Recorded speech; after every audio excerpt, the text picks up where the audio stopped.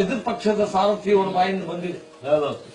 ಈ ಸುಗಿನ ಸಾಕಿದ್ದಕ್ಕೆ ನಾನು ಹೇಳ್ತಾ ಇದ್ದೆ, ಕೌರವ ನಿನ್ನನ್ನು ಸಾಕಿದ್ದಕ್ಕೆ ಉಪಕಾರ ಆಯಿತು.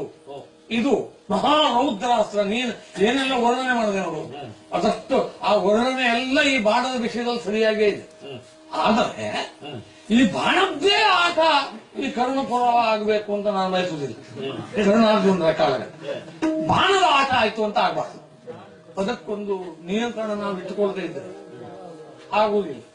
ಹಾಗಾಗಿ ಈ ಸರಳ ಏನು ಮಾಡಬಹುದು ಎನ್ನುವುದಕ್ಕಿಂತ ನಾವು ಏನು ಮಾಡಬಹುದು ಎನ್ನುವ ಆಲೋಚನೆಯಲ್ಲಿ ನಿನಗೆ ಈಗಾಗಲೇ ಏನು ಮಾಡಬೇಕು ಅಂತ ನಿರ್ಣಯ ಆಗಿ ಇದ್ದದಿದ್ರೆ ನಾನು ಕೊಡುವ ಸಲಹೆ ಸುಮ್ಮನೆ ಅಂತ ಆಗ್ಬಿಡ್ತಾನೆ, ಕೊಡುವುದಿಲ್ಲ. ಇನ್ನು ಅದು ಇಲ್ಲ ಅಂತ ಆದ್ರೆ ಸಲಹೆ ಉಂಟು. ಎಲ್ಲ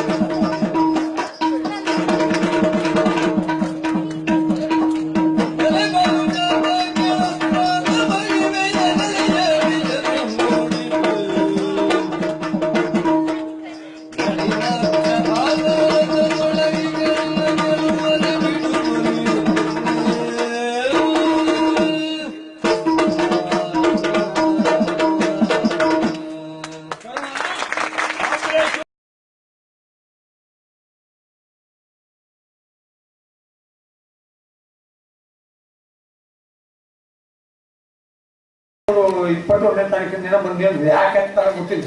ಇದೇ ಕಾರ್ಯಕ್ರಮ ಕೇಳೋಣ ಸಾಕು, ವಯಸ್ಸಾಯ್ತು, ಮತ್ತೆ ನಮ್ಮ ವಿಚಾರವನ್ನು ಕೇಳ್ಕೊಳ್ಳುವಂತ ಹುಡುಗರು ಈಗಿಲ್ಲ, ಅದನ್ನು ಮಾಡಿಸ್ಲಿಕ್ಕೆಲ್ಲ ಸಾಧ್ಯ ಇಲ್ಲ ಅಂತ ಹೇಳ್ತಿದ್ದೆ. ಆದ್ರೆ ಮಾಡಿಸ್ಲಿಕ್ಕೆ ಸಾಧ್ಯ ಇಲ್ಲ ಎನ್ನುವುದು ಈಗಲೂ ಸರಿಯೇ. ಆದ್ರೆ ಕಲ್ಪನೆ ತರಲಿಕ್ಕೆ ಸಾಧ್ಯ ಇದೆ ಎನ್ನುವುದು ಒಂದು ವಿಚಾರದಿಂದ ಈ ಪ್ರಾತ್ಯಕ್ಷಿಕೆ ಕಾರ್ಯಕ್ರಮಗಳನ್ನು ಈಗ ನಾನು ನಡೆಸ್ಕೊಳ್ಲಿಕ್ಕೆ ಸಿದ್ಧಾಗಿದ್ದೆ. ಕೃಷ್ಣ ಭಂಡಾರಿಯವರ ಇದರಲ್ಲಿ ಮುಖ್ಯವಾಗಿ ನಮಗೆ ಸಿಗುವುದು ಅಂದ್ರೆ ಮೃದಂಗದ ಪೆಟ್ಟುಗಳು. ಈಗ ನೋಡಿ, ಜಲವಳ್ಳಿಯವರು ಮೊದಲೇ ಕೇಳಿದ್ದಾರೆ. ಕೆನ್ನೇರು ನಾರಾಯಣ ಹಿಡಿಯರು, ತಿಮ್ಮಪ್ಪ ನಾಯಕರು ಇವ್ರ ಕಾಲದಲ್ಲಿ ಇದ್ದಂತೆ ತಥೋಂತ ದಿಕ್ಕುತಕ ತಯ್ಯ ತಕ. ಈಗ ಮೃದಂಗದಲ್ಲಿ ಪೆಟ್ಟುಗಳಿದ್ದಾವ ಹೇಗೆ ಅಂತ ನಾನು ಕೇಳ್ತಾನೆ. ಈಗ ನನಗಂತೂ ಕೇಳಿದಾಗ ಅನ್ಸುವುದಿಲ್ಲ. ಯಾಕೆಂದ್ರೆ ದಿನ್ನ ತಾ ದಿನ್ನ ತೈತಾ ದಿನ್ನ ದಿನ್ನ ದಿನ್ನ ದಿನ್ನ ತೈ ತೈ ತೈಯಕ್ಕೂ ತೈ ಅದಕ್ಕೆ ಹೆಜ್ಜೆಯನ್ನೇ ಇದ್ದೇ ಮಾಡುವಂತ. ಈಗ ಉದಾಹರಣೆ, ಈಗ ತೈ ತೈಯಕ್ಕೂ ತೈದ ಅಂದ್ರೆ ಈಗ ಈ ಪೆಟ್ಟಿಲ್ಲೇ ಈ ಧಿ ಓಂ ಮತ್ತು ಹೊಡ ಇಷ್ಟು ಬಿಟ್ಟರೆ ಬೇರೆ ಪೆಟ್ಟುಗಳನ್ನು ನಾನೇನು ನನಗೆ ಕೇಳಿ ಬರ್ತಾ ಇಲ್ಲ. ಬೇಕಾದ್ರೆ ದುಃಖದ ಪದ ಇರಲಿ, ಅದನ್ನಾದ್ರೂ ಈಗ ಹೊರಡಕ್ಕೆ ಹಾಕೆ ಹೀಗೆ ಮಾಡಿದ್ರೆ ಈಗ ಮಗನೇ ನಿನ್ನ ಅಂದ್ರೆ ಅದನ್ನ ಮಕ್ಕಳೇ ಪೆಟ್ಟಿನಲ್ಲಿ ಮಗನೇ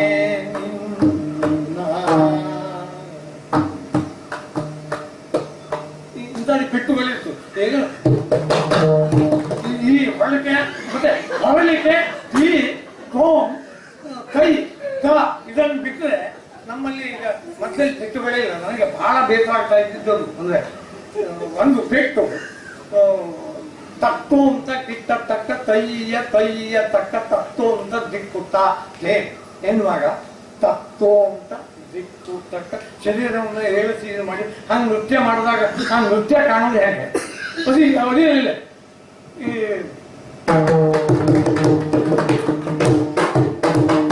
ಇದರಲ್ಲಿ ಅಂತ ಇದೆ, ತತ್ತೊಂದು ದಿಕ್ಕು ತಕ್ಕಾದಿ ಅಂತ ಇದೆ. ಅದು ಪಿಂಟಿದ್ದದ್ದು ಆಗಲ್ಲ.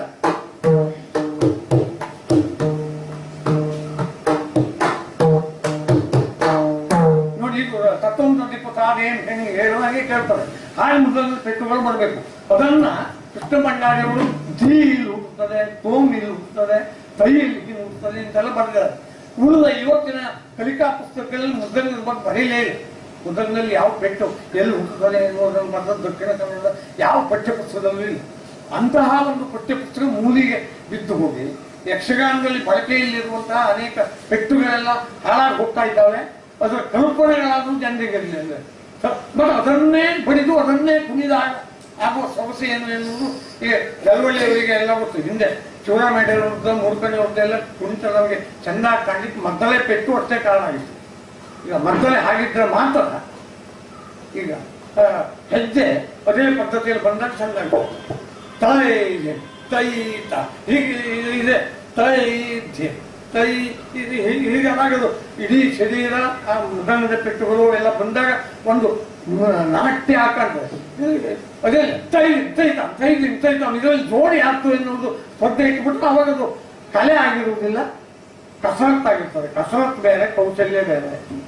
ಕಸರತ್ತು ಅಂದ್ರೆ ಡೊಂಬರಾಟ ಆಗ್ಬಿಡ್ತದೆ. ಈಗ ನಮ್ಮಲ್ಲಿ ಡೊಂಬರಾಟ ಪಗಡೆ ಹೇಗೆ ನೆಲಸ್ತಾಗಿಸಿ ಸಾಧ್ಯ ಇದೆ, ಹಿಂದೂ ಬದಿಗೆ ಬಾಗಿ ಹೇಗೆ ಪಗಡೆಯನ್ನು ತಾಗಿಸ್ಬೋದು, ಇದೆಲ್ಲ ಇದಕ್ಕೆ ಕಲೆ ಅಂತಾಗ ಸರ್ಕಸ್ ಅಂತ ವಿಚಾರ ಮಾಡಿದೆ. ಆದ್ದರಿಂದ ಸರ್ಕಸ್ ಬೇರೆ, ಕೌಶಲ್ಯ ಬೇರೆ. ಕೌಶಲ್ಯದಿಂದ ಕೆಲವೊಮ್ಮೆ ಮಿಂಚುತ್ತವೆ, ಅದು ಬೇರೆ. ಅದು ಒಂದು ಕಸರತ್ತೆ ಯಾವತ್ತೂ ಆಗದೇ ಇರುವಂತಹ ಒಂದು ವ್ಯವಹಾರವನ್ನು ಒಬ್ಬ ಮಾಡಲ್ಲ ಅಂದ್ರೆ ಕಸರತ್ತು ಅಂತಲೇ ಹೇಳ್ಬೋದು. ಕಸರತ್ತು ಅಲ್ಲ, ಅದು ಕೌಶಲ್ಯ. ಕೌಶಲ್ಯ ಬೇರೆ, ಕಸರತ್ತು ಬೇರೆ. ಈಗ ಕಸರತ್ತಿನ ಡೊಂಬರಾಟಗಳು ಹೆಚ್ಚಿಗೆ ನಡೀತಾ ಇರುವಂತಹ ಸಂದರ್ಭದಲ್ಲಿ ಕೌಶಲ್ಯ, ಕಲೆ ಇವುಗಳ ಬಗ್ಗೆ ನಮಗೆ ಪ್ರೇಕ್ಷಕರಿಗೆ ಪ್ರಜ್ಞೆ ಇಲ್ಲದಿದ್ರೆ ನಾವು ಕಲೆಯನ್ನ ಉಳಿಸಿಕೊಳ್ಳಲಿಕ್ಕೆ ಆಗುವುದಿಲ್ಲ. ಉತ್ತರ ಕನ್ನಡದಲ್ಲಿ ವಿಲಂಬಿತ ಅಂತ ಆಯ್ತು, ಆಗಲಿ ಏನು ತೊಂದರೆ ಇಲ್ಲ. ನಮ್ಮ ಉತ್ತರ ಕನ್ನಡ ವಿಲಂಬಿತ ಆದರೆ ಆದರೆ ಭಾವ ಪ್ರಧಾನ, ಕಲೆ ಪ್ರಧಾನ. ಉತ್ತರ ಕನ್ನಡದ ಯಾರೇ ಆಗಲಿ ಪಾತ್ರ ಹಾಕಿದಾಗ ಸ್ವಲ್ಪ ಮಟ್ಟಿಗೆ ಮುಖದಲ್ಲಿ ಭಾವನೆ ಬಂದೇ ಬರ್ತದೆ. ಇದಕ್ಕೆ ಕಾರಣ ನಮ್ಮ ಹಿಂದಿನ ಯಕ್ಷಗಾನ ಕಲೆ ಬೆಳೆದು ಬಂದ ವಿಧಾನ. ಅದರಲ್ಲಿ ಹಾಡುಗಳಲ್ಲಿಯೂ ಹಾಗೆ ಆಗಿದೆ, ಮದ್ದಲೆಯ ಪೆಟ್ಟುಗಳಲ್ಲಿಯೂ ಹಾಗೆ ಆಗಿದೆ. ಅದನ್ನ ಕೆಲವು ಕೃಷ್ಣ ಭಂಡಾರಿಯವರ ಕಾಲದಲ್ಲಿ ಹೇಗಿತ್ತು, ಈಗ ಹೇಗೆ ಆಗಿದೆ ಅಂತ ಹೇಳಿದಾಗ ನಿಮಗೆ ನಾವು ಕಳಕೊಂಡದ್ದೇನು ಎನ್ನುವುದು ಗೊತ್ತಾಗ್ತಾ ಉಂಟು. ಗಣಿಸಲಿಕ್ಕೆ ಈಗ ಹೆಚ್ಚಾಗ್ತದೆ. ಯಕ್ಷಗಾನದ ಪ್ರಯೋಗಗಳು ಹೆಚ್ಚಾಗ್ತಾ ಇದ್ದಾವೆ. ಮಕ್ಕಳ ಮೇಳ, ಮಹಿಳಾ ಮೇಳ, ಅದು ಅಂತ ವಿಧಾನ ಮಾಡಿದರೆ ರಾಮಾಯಣದ ಭಾಗದಲ್ಲಿ ಫಣಿರಾಯನ ಹೆಡೆ ಕುಸಿಯಿತು ಅಂತ ಹೇಳ್ತಿದ್ರಲ್ಲ, ಈಗ ಯಕ್ಷಗಾನ ಕುಣಿಯುವವರ ಭಾಗದಲ್ಲಿ ಫಣಿರಾಯನ ತಲೆ ಕುಸಿತದೆ ಅಥವಾ ಒಂದು ಕೆಳಗಾಕ್ಬಿಡ್ತಾನೆ ಹೇಳೋವನ್ನು ನಟ್ಟು ಯಕ್ಷಗಾನ ಹೆಚ್ಚಾಗ್ತಾ ಇದೆ. ಅದರ ಮೌಲ್ಯಗಳು, ಅಂತಸ್ತತ್ವಗಳು ಇದಾಗಿದೆ. ಇವತ್ತು ವಿಶ್ವ ಸಂದೇಶ ಕಲಿಸಿದಂಥವರು ಹೇಳಿದಾರಲ್ಲ, ಉಳಿದ ರಾಜಕೀಯ ರಂಗ, ಅದು ಇದು, ಆ ರಂಗ ಈ ರಂಗ ಒಟ್ಟಾಗಿರಲಿಕ್ಕೆಲ್ಲ ಕಾರಣ ಏನು ಅಂದರೆ ಮುಖ್ಯವಾಗಿ ರಂಗ ಎನ್ನುವುದು ಯಾವಾಗಲೂ ಬೇಕು ಎನ್ನುವುದಕ್ಕೆ ನಮ್ಮಲ್ಲಿ ನಮ್ಮ ಬದುಕಿನ ಒಳ ಹೊರ ಇದನ್ನೇ ಏನು ಹೇಳ್ತಿದ್ರು ನಮ್ಮ ಪೂರ್ವಿಕರು ಅಂತ ವಿಚಾರ ಮಾಡಿ ವಿಠಲ್ ಭಂಡಾರಿಯವರೇ. ಒಳ ಹೊರ ಅಂದರೆ ಅಂತರಂಗ ಬಹಿರಂಗ. ಬದುಕಿನ ಅಂತರಂಗ ಬಹಿರಂಗ ಇದು ಇರುವುದರಿಂದಲೇ ಈಗ ಕಲೆಗಳು ಅರಳಿ ಕೊಡುತ್ತವೆ ಇದ್ದಾರೆ. ಈಗ ನಮಗೆ ಎಲ್ಲ ರಂಗ ಆಗಿದೆ. ಮುದ್ರಣ ಅದು ಒಂದು ರಂಗ, ಮುದ್ರಣ ರಂಗ, ಅದು ಕಲೆ, ಮುದ್ರಣ ಕಲೆ. ಹೀಗೆಲ್ಲ ಅರ್ಥ ಇರ್ಲಿಕ್ಕೆ ಕಾರಣ ಏನು ಅಂದ್ರೆ ನಮಗೆ ಅಂತರಂಗ ಮತ್ತು ಬಹಿರಂಗ ಇನ್ನೂ ಅದು ಬದುಕಲಿಕ್ಕೆ ಇದೆ ಅಂತಲೇ ಗೊತ್ತಿಲ್ಲ ಅದೇ ಯಾವುದು ಇದೆ ಯಾವುದು ಅಂತ ಆ ಪ್ರಜ್ಞೆ ಬೆಳೆದರೆ ರಂಗಭೂಮಿಗೆ ಈ ವಿಶ್ವ ರಂಗಭೂಮಿ ಇರಲಿ ಯಾವ ರಂಗಭೂಮಿಯಲ್ಲಿ ಅಂತರಂಗ ಬಹಿರಂಗ ಇಲ್ಲದೆ ಆಗುವುದಿಲ್ಲ. ಹಾಗೆ ಯಕ್ಷಗಾನದ ಬಹಿರಂಗದ ಇದನ್ನು ನೀವು ನೋಡ್ತಾ ಇರುವವರಿಗೆ ಯಕ್ಷಗಾನದ ಅಂತರಂಗದ ಕೆಲವು ನುಡಿಗಳನ್ನು ತಿಳಿಸುವುದಕ್ಕಾಗಿ ಈ ಪ್ರಾತ್ಯಕ್ಷಿಕೆಯ ರೂಪವನ್ನು ನಾವು ಇಟ್ಕೊಂಡಿದ್ದೇವೆ. ಈಗ ಒಂದು ತಾಳದ ಪದ್ಯವನ್ನು ಅವರು ಹೇಳಿ ತೋರಿಸ್ತಾರೆ. ಅವರು ಹೇಳಿ ತೋರಿಸಿದ ನಂತರ ನಾನು 1900 ಈಗ ನಡೆಯುವಂಥದ್ದನ್ನು ಅವರು ಹೇಳ್ಕೊಡ್ತಾರೆ. ಆ ನಂತರದಲ್ಲಿ ಹಿಂದೆ ಹೇಗಿತ್ತು ಎನ್ನುವುದನ್ನು ನಾನು ಹೇಳ್ತೇನೆ. ಟೀಕೆ ಹೇಳಿದ ಕೆಲಸ ಮೃದಂಗ ಬಿಡಿಬಹುದು, ತೊಂದರೆ ಆಗ್ತದೆ ಅಂತ ಆಮೇಲೆ ಮೃದಂಗ ಇಲ್ಲದೇನು ನಾನು ಅದನ್ನ ಹೇಳ್ತೇನೆ. ಹಾಗೆ ಕೆಲವು ಈಗಿನ ಇದನ್ನು ಹೇಳ್ತಾರೆ. 1950-51 ದಶಕದಲ್ಲಿ ಇಲ್ಲಿ ಈಗ ಬಹುತೇಕ ಕೆಲವು ಹಲವರಿಗೆ ನಮ್ಮ ಶ್ರೀಪಾದರಿಗೆ ಗಪ್ಪಭಟ್ಟರಿಗೆ ಜಲವಳ್ಳಿಯವರಿಗೆ ಇವರಿಗೆಲ್ಲ ಸಾಧಾರಣ 60-70 ಸಾಮಾನ್ಯ ಪದ ಮೃದಂಗಗಳ ಕಲ್ಪನೆ ಇದೆ. ಅವರೊಂದು 3 ಜನ ವಿಮೂರ್ತಿಗಳಿದ್ದಾರೆ ಅಂತ ನಂಬಿಕೊಂಡು ಈ ಪ್ರಾತ್ಯಕ್ಷಿಕತೆಯನ್ನು ಶುರು ಮಾಡ್ತೇವೆ. ಈಗ ಯಾವುದೇ ಒಂದು ಪದ್ಯವನ್ನು ಒಂದು ತಾಳದ ಆದಿ ಅರ್ಥ ಹೀಗೆ ಒಂದೊಂದು ತಾಳವನ್ನು ನೀವು ಕೊಡ್ತಾ ಹೋಗುವ ಅಷ್ಟಕ್ಕೆ ನಮಗೆ ಸಾಮಾನ್ಯ ಅವಧಿ ಆಗ್ತದೆ. ಒಂದು ನೀವು ಹೇಳುವುದು, ಒಂದು ನಾನು ಹೇಳುವುದು, ಒಂದು ಆದಿ ತಾಳವನ್ನು ಹೇಳ್ತೀರ ಯಾವುದು ಅಂತ ಹೇಳಿ.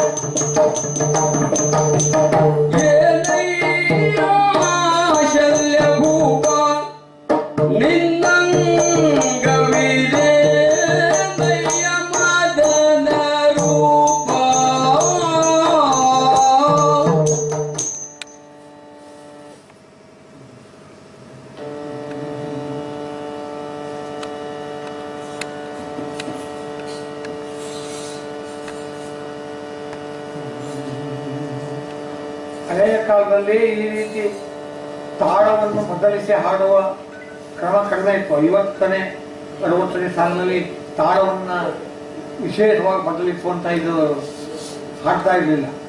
ಈ ಏನೆಯ ಶಲ್ಯ ಭೂಪ ಎನ್ನುವುದು ಇದ್ದದ್ದು ಅಷ್ಟತಾಳದಲ್ಲಿ, ಅದನ್ನು ಆದಿ ತಾಳದಲ್ಲಿ ತಿಳ್ಕೊಂಡು ಈಗ ಅವರು ಹೇಳಿದ್ದಾರೆ. ಅದೇ ಈಗ ಅಂತ ಹೇಳ್ಬೋದು, ಅದನ್ನು ಅಷ್ಟತಾಳದಲ್ಲಿ ಹೇಳಬೇಕು. ಬಡಿಬೋದು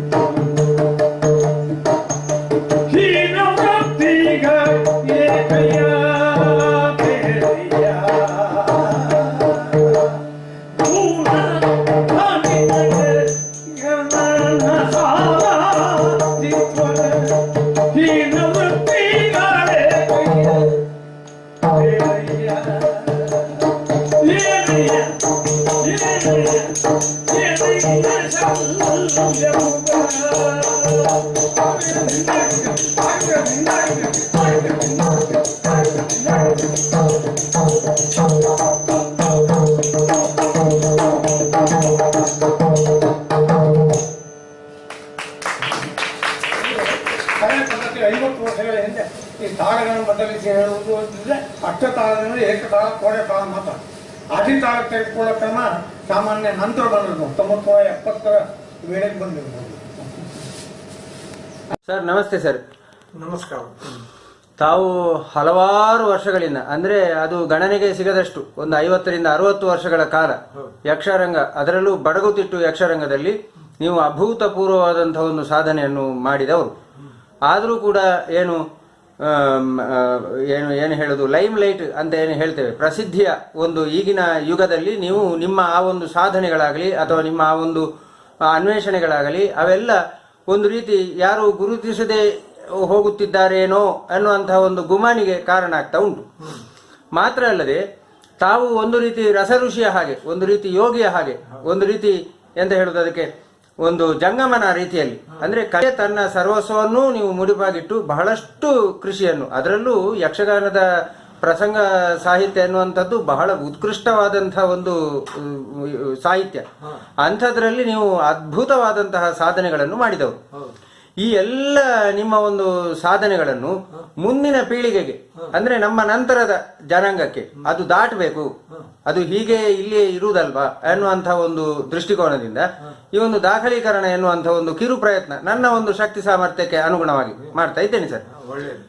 ಈಗ ಸರ್, ತಾವು ಈ ಯಕ್ಷಗಾನ ಕ್ಷೇತ್ರಕ್ಕೆ ಒಂದು ಆಕರ್ಷಣೆಗೆ ಒಳಗಾಗಿ ನೀವು ಬಂದು ಈ ಒಂದು ಕ್ಷೇತ್ರಕ್ಕೆ ಬರಲಿಕ್ಕೆ ಅದಕ್ಕೆ ಕಾರಣ ಆದಂತಹ ವಿಚಾರಗಳೇನು? ಹಳ್ಳಿಗಳಲ್ಲಿ ಯಕ್ಷಗಾನವನ್ನು ಒಂದು ರೀತಿ ಆರಾಧನಾ ಕಲೆ ಎನ್ನುವ ಭಾವನೆಯನ್ನು ಮಾಡ್ತಿದ್ರು. ಹೌದು. ಆಗ ಈ ರೀತಿ ಅಂದ್ರೆ ಆಟವನ್ನು ಆಡಿಸಬೇಕು ಅಥವಾ ಅದನ್ನು ಟಿಕೆಟ್ ಇಡಬೇಕು, ಹಣ ಮಾಡಬೇಕು ಎನ್ನುವಂತ ಯಾವ ಕಮರ್ಷಿಯಲ್ ಭಾವನೆಯೂ ಇಲ್ಲದೆ ಹೌದು ಭಾವನಾತ್ಮಕವಾಗಿ ಅದು ನಮಗೊಂದು ಸಂಸ್ಕಾರ ಕೊಡುವಂತಹ ಒಂದು ಕಲೆ ಅಂತ ಇಟ್ಕೊಂಡಿದ್ರು. ಕರೆಕ್ಟ್. ಈ ಯಕ್ಷಗಾನ ಕಲೆ ವಿಶೇಷವಾಗಿ ಜನರಿಗೆ ಒಂದು ರೀತಿಯ ಬರೇ ರಂಜನೆ ಆಗದೆ ಬೋಧನೆ ಆಗ್ಲಿಕ್ಕೆ. ಯಾಕೆಂದ್ರೆ ಹಳ್ಳಿಗಳನ್ನು ನೋಡಿ ನೀವು ಸಾಮಾನ್ಯವಾಗಿ ಎಲ್ಲ ಇವರಲ್ಲಿಯೂ ಕರ್ಣ ಅಂದ್ರೆ ಏನು, ದಾನಸೂರ ಕರ್ಣ, ರಾಮ ಪಿತೃವಾಕ್ಯ ಪರಿಪಾಲನೆಯಲ್ಲಿ ಇದು ಮಾಡಿದವ, ಸೀತೆ ಅಗ್ನಿ ಪ್ರವೇಶ ಮಾಡಿಸಿದ. ಈ ಸಾಮಾನ್ಯ ನರನಾರಿಯರಿಗೂ ಆ ರಾಮಾಯಣದ ಮಹಾಪುರುಷರ ಉದಾತ್ತಗಳು ಏನಾಗಿ ತಮಗೆ ಕಷ್ಟ ಬಂದ್ರೆ, ಎಂತೆಂಥವರಿಗೆಲ್ಲ ಕಷ್ಟ ಬಂದರೆ ನಳಮಹಾರಾಣಿಯ ಕಷ್ಟ ಬಂದಿದೆ ನನಗೇನು ಅಂತ ಸಮಾಧಾನ ಪಡುವಷ್ಟರ ಮಟ್ಟಿಗೆ ಆಗುವುದಕ್ಕೆ ಕಾರಣ ಯಕ್ಷಗಾನ ಆಯ್ದುಕೊಂಡ ಮಾಧ್ಯಮ. ಪೌರಾಣಿಕ ಕಥೆಗಳನ್ನು ಆಯ್ದುಕೊಂಡ್ರು. ಮೊದಲೇ ಅದೊಂದು ಸರಳ ಕಾವ್ಯ ರೂಪವಾಗಿ ಅಂದ್ರೆ ವಚನಗಳನ್ನು ಒಳಗೊಂಡು ಒಂದು ರಚನೆ ಆಯಿತು. ಈಗ ಒಂದು ರಚನೆ ಆಯಿತು ಎಂದ ತಕ್ಷಣ ಅದು ಕ್ಷಣ ಕ್ಷಣಕ್ಕೆ ಬದಲಾಗುವ ಲಕ್ಷಣ ಇಲ್ಲ. ಆದ್ರಿಂದ ಅದು ದೇವರ ಮುಖಮಂಟಲದವರೆಗೂ ಹೋಯಿತು. ತಾಳಮದ್ದಲೆ ಸೇವೆ ಕರೆಕ್ಟ್. ಈಗ ಯಕ್ಷಗಾನದಲ್ಲಿ ದೇವರಿಗೆ ತಾಳಮದ್ದಲೆ ಸೇವೆ ಮುಖ್ಯ. ಅಲ್ಲಿ ಪದ್ಯ ಹೇಳೋದು, ಅದನ್ನ ಹರಕೆ ಹೇಳ್ಕೊಳ್ಳೋದು ಮಾಡ್ಕೊಂಡ ಕಾರಣ ಅಂದ್ರೆ ಅವರಿಗೆ ಒಂದು ಭರವಸೆ ಇತ್ತು. ಬಾಯಿಂದ ಬಂದಿದ್ದನ್ನು ಹೇಳುವುದಿಲ್ಲ, ರಚನೆಗೊಂಡ ಒಂದು ಇದನ್ನು ಸಾಹಿತ್ಯವನ್ನು ಹೇಳ್ತಾರೆ. ಅಲ್ಲಿ ಅಬದ್ಧಗಳನ್ನ ಬಳಸಲಿಕ್ಕೆ ಅವಕಾಶ ಇಲ್ಲ, ಅದನ್ನ ಅನುಸರಿಸಿ ಹೇಳ್ತಾರೆ ಎನ್ನುವಾಗ ಅವಕಾಶ ಕೊಟ್ಟರು, ಮುಕ್ತ ಅವಕಾಶ ಸಿಗ್ತದೆ ತಾಳಮದ್ದಲೆಗೆ. ಮತ್ತೆ ಸಾಹಿತ್ಯ ರೂಪದಲ್ಲಿ ಬಂದಿರುವಂತ ಇದಕ್ಕೆ ತಾಳ ಮತ್ತು ಮದ್ದಳೆಗಳು ಸ್ಫುಟವಾಗಿ ಇವತ್ತಿನವರೆಗೂ ಸಂಗೀತದಲ್ಲಿ ಇದರಲ್ಲಿ ಈ ಮದ್ದಳೆ, ಕರ್ನಾಟಕ ಸಂಗೀತದಲ್ಲಿ ಮದ್ದಳೆಯನ್ನು ಬಡಿತಾರೆ, ಉತ್ತರದಲ್ಲಿ ತಬಲಾ ಬಡಿಬಹುದು. ಆದ್ರೆ ಆ ನಾದ ಸಾಹಿತ್ಯವನ್ನು ಮೀರಿಸಬಾರ್ದು. ಅದೇ ಡೊಳ್ಳನ್ನು ಬಡಿದ್ರೆ, ಈಗ ಒಂದು ಪದ್ಯವನ್ನು ಹೇಳ್ತಾ ಡೊಳ್ಳು ಬಡದು ಬಿಟ್ರೆ ಏನ್ ಕೇಳ್ತದೆ? ಆದ್ದರಿಂದ ತಾಳ ಮದ್ದಳೆ ಅಂತಲೇ ಇದಕ್ಕೆ ಹೆಸರು ಬಂತು. ಮೊದಲು ಈ ಹಾಡು ತಾಳ ಮದ್ದಳೆ ಆದಾಗ ರಂಗಸ್ಥಳದಲ್ಲಿ ವೇಷ ಹಾಕದೆ ಮಾತುಗಾರಿಕೆಯ ಮೂಲಕ ಆ ಕವಿ ಚಿತ್ರಿಸಿದ ಪಾತ್ರಗಳನ್ನ ಒಬ್ಬೊಬ್ರು ಹಂಚಿಕೊಂಡು ಸಾಧಾರಣ ನಿತ್ಯ ಡ್ರೆಸ್ನಲ್ಲಿ, ಅವ ಏನು ಮೇಕಪ್ ಇಲ್ಲ ಏನಿಲ್ಲ, ಕೂತ್ಕೊಂಡು ನಂದು ಭೀಮ, ನಿಂದು ಕೌರವ, ಇವೊಂದು ಕೃಷ್ಣ, ಇವನ್ ಧರ್ಮರಾಜ, ಕೃಷ್ಣ ಸಂಧಾನವನ್ನು ಮಾಡುವ. ಧರ್ಮರಾಜನ ಪದ ಅಂದ್ರೆ ಮೊದಲು ಬಯಲಾಟಕ್ಕಿಂತಲೂ ಪೂರ್ವದಲ್ಲಿ ತಾಳಮದ್ದಲೆ ಸೃಷ್ಟಿ ಆಯ್ತು. ತಾಳಮದ್ದಲೆ ಮೊದಲು ಸೃಷ್ಟಿ ಆಯ್ತು. ಇದಕ್ಕೆ ಪೂರಕವಾದಂತಹ ಏನಾದ್ರೂ ದಾಖಲೆಗಳು ಉಂಟಾ? ಆಧಾರಗಳುಂಟು. ಈಗ ಕುರುಗೋಡು ಶಾಸನ ಅಂತ ಯಕ್ಷಗಾನದಲ್ಲಿ ಒಂದು ಶಾಸನ ಸಿಕ್ಕಿದೆ. ಅದು ಕುರುಗೋಡ ಶಾಸನಗಳಲ್ಲೆಲ್ಲ ಸಿಕ್ಕಿದ್ರಿಂದ ಯಕ್ಷಗಾನಕ್ಕೊಂದು ವಿಶೇಷತೆ ಬಂದಿದೆ. ಅಚ್ಯುತರಾಯನ ಕಾಲದಲ್ಲಿ, ವಿಜಯನಗರದ ಅಚ್ಯುತರಾಯನ ಕಾಲದಲ್ಲಿ ಸಾಮಾನ್ಯ 16ನೇ ಶತಮಾನದ 17ನೇ ಶತಮಾನದ ಸಂದರ್ಭದಲ್ಲಿ ಒಂದು ಶಾಸನ ಇದೆ. ಆ ಶಾಸನದಲ್ಲಿ ತಾಳಮದ್ದಲೆಯ ಸೇವೆಯನ್ನು ಮಾಡಿಸ್ತಾ ಇರುವುದರಿಂದ ಈ ದೇವಸ್ಥಾನಕ್ಕೆ ಹೊಲವನ್ನು ದತ್ತಿ ಕೊಡ್ತಾರೆ. ಅಂದ್ರೆ ಅಲ್ಲಿ ಬಂದವರಿಗೆ ಊಟ, ಮೇಳದವರಿಗೆ ಒಂದು ಇದು. ಆಗ ಹಣಕ್ಕಿಂತ ವ್ಯವಸ್ಥೆ ಮುಖ್ಯ. ಊಟ, ಉಪಚಾರ, ಅವರಿಗೆ ಕುಂತ್ಕೊಂಡು ಇದು ಮಾಡ್ಲಿಕ್ಕೆ ದೀಪ, ಇಷ್ಟು. ದೀಪಾರಾಧನೆ ಎನ್ನುವುದು ಒಂದು ಉಂಟು ನೋಡಿ. ದಕ್ಷಿಣ ಭಾರತದಲ್ಲಿ ಭೂತಾರಾಧನೆ ಎನ್ನುವುದು ದೀಪಾರಾಧನೆ ಇನ್ನೊಂದು ಮುಖವೇ. ಹಾಕೋದು, ಇದು ಹಾಕೋದು. ಹಾಗೆ ಈ ಮಾನದಲ್ಲಿ ತಾಳಮದ್ದಲೆ ಅಂದ್ರೆ ಕುಳಿತು ಹೇಳುವಂತ ಇದು ಮಾಡುವಂತ ಒಂದು ಕೂಟ ಅಂತ ಇತ್ತು. ಕರೆಕ್ಟ್. ಅಲ್ಲಿಯವರೆಗೆ ಯಕ್ಷಗಾನದಲ್ಲಿ ಎತ್ತುಗಡೆ ಮತ್ತು ಮುಕ್ತಾಯ ಅಂತ ಇರಲಿಲ್ಲ. ಅಂದ್ರೆ ಒಂದು ಪದ್ಯವನ್ನು ಹಾಡಿದ್ರು, ಮುಕ್ತಾಯಕ್ಕೆ ಒಂದು ಸೂಚನೆ ಅಷ್ಟೇ ಇತ್ತು. ಈಗ ಅಂದ್ರೆ ಈ ಗಮಕದ ರೀತಿಯಲ್ಲಿ ಹಾಡುವುದು. ಅರಸಿನಿ ಸುಮ್ಮನೆ ಭ್ರಮೆಗೊಳ್ಳಬೇಡವೇ, ಸರಸದ ಮೃಗವಲ್ಲವು, ಸರಸಿಜ ಮುಖಿ ನಿನ್ನ ಮರುಳು ಮಾಡಲು ಬಂದ ದುರುಳರ ಕಪಟ ಕಾಣೆ.